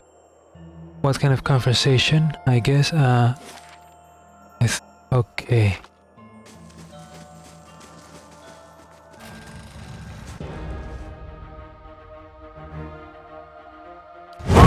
Worth and run!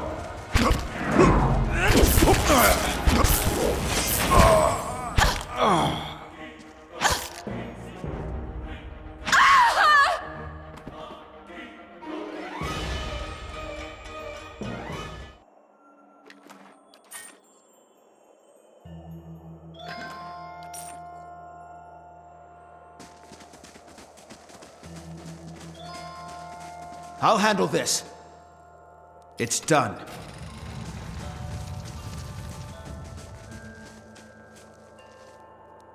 Despite the chill, the bedrolls feel warm inside.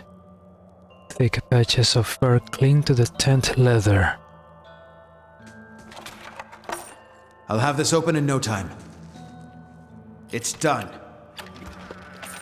Wait, white crystal key? Okay.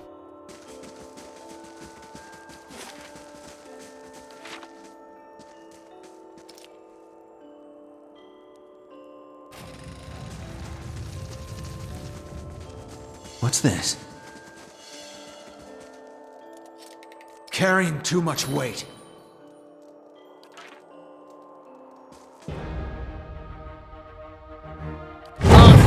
word.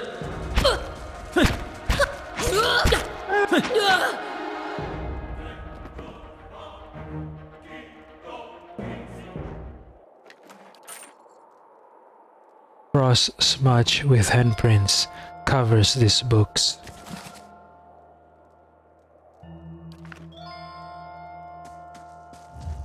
Oh. Secret door. The chair radiates an unnatural bone-chilling cold.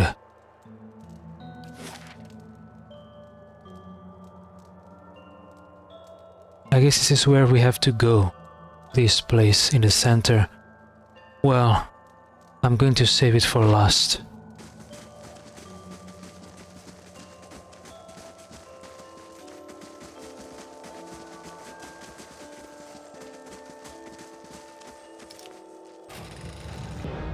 Trespassers in the inner hall. Alright.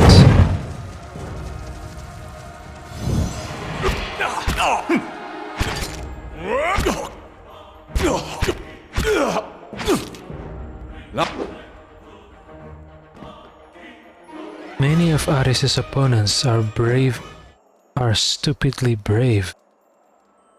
Even when they're alone, they challenge 6 opponents at once. Brave but stupid, I think.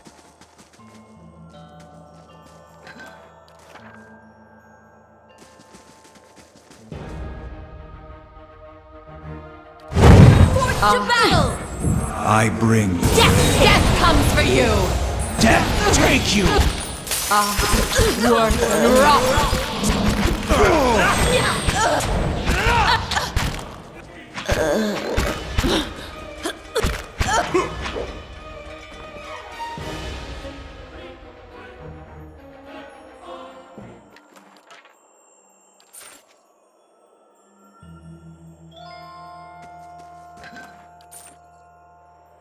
The pages of this tome glisten under a thick layer of frost. Okay. Oh, I haven't been to this place yet. Okay, let's go here. The northeast.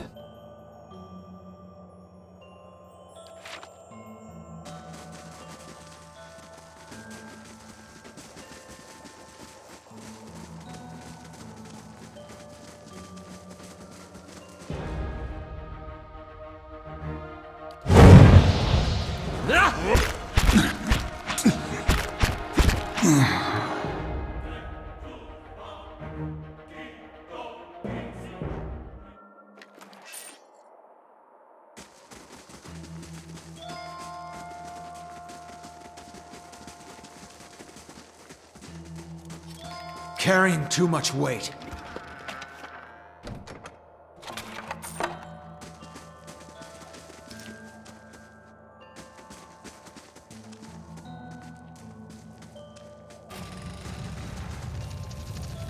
Alwa. A young Orlan scrambles on the stone floor, pressing her back against the wall and baring her teeth at you. Her fur is patchy and matted. As you step into the room, she squints and turns her large ears toward you. A heavy sigh escapes her tiny body. Please take me. My eyes mistook you for one of them. Please get me out of here. Aris asks, what happened to you? Alwa says, when Noonfrost began freezing the lake, my sister Larha sent me to seek out the cause. Alwa scowls at the dingy room. The pale elf Estra Morwen sees me before I could report back. These pale elves are behind it. They showed up in Twin Elves not long ago, saying they wanted to see to the upkeep of Noonfrost. I don't know how, but they opened the frost-hewn breach at the back of the temple, sucks warmth and life straight into their frozen god's barren domain. Alwa shivers. They've got to be stopped. It's only a matter of time before the cold spreads further. Aris says, tell me about the people that captured you. Alwa snarls, her pointed teeth flashing. A clan of pale elves from the white that wends, devotees of Rimergan, or so they claim. Their actions suggest other intent. They've come ready to fight wizards, priests and paladins. A wizard named Glasval leads them, a man obsessed with the frost-hewn breach. My ears hear him through the wall, casting spells and calling upon strange powers. I don't know what he wants with it, but no good can come of it. Aris asks, can you tell me anything about the frost-hewn breach? Alwa shakes her head. Not really. Something to do with Rimergan, the beasts of winter. I follow Galawine myself. Aris says, it isn't safe yet. Wait here until I clear the path. Alwa eyes the door longingly and shivers again. Please hurry. Alright. Let me check if it's safe for her to escape yet. I think so, right? I've cleared this place.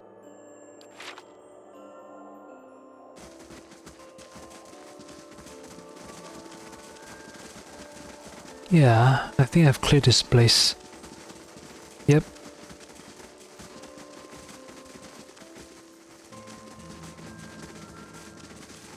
What's this?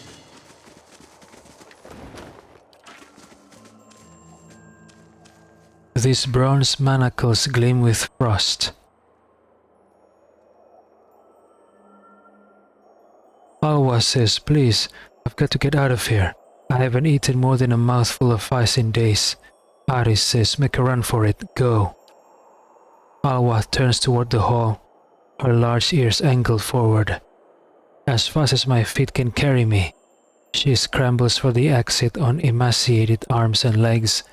At the door, she glances back at you. Thank you, Estramor, and be careful. She melts into the shadows. Godspeed, Alwa. Let's follow her. Make sure she's safe, right?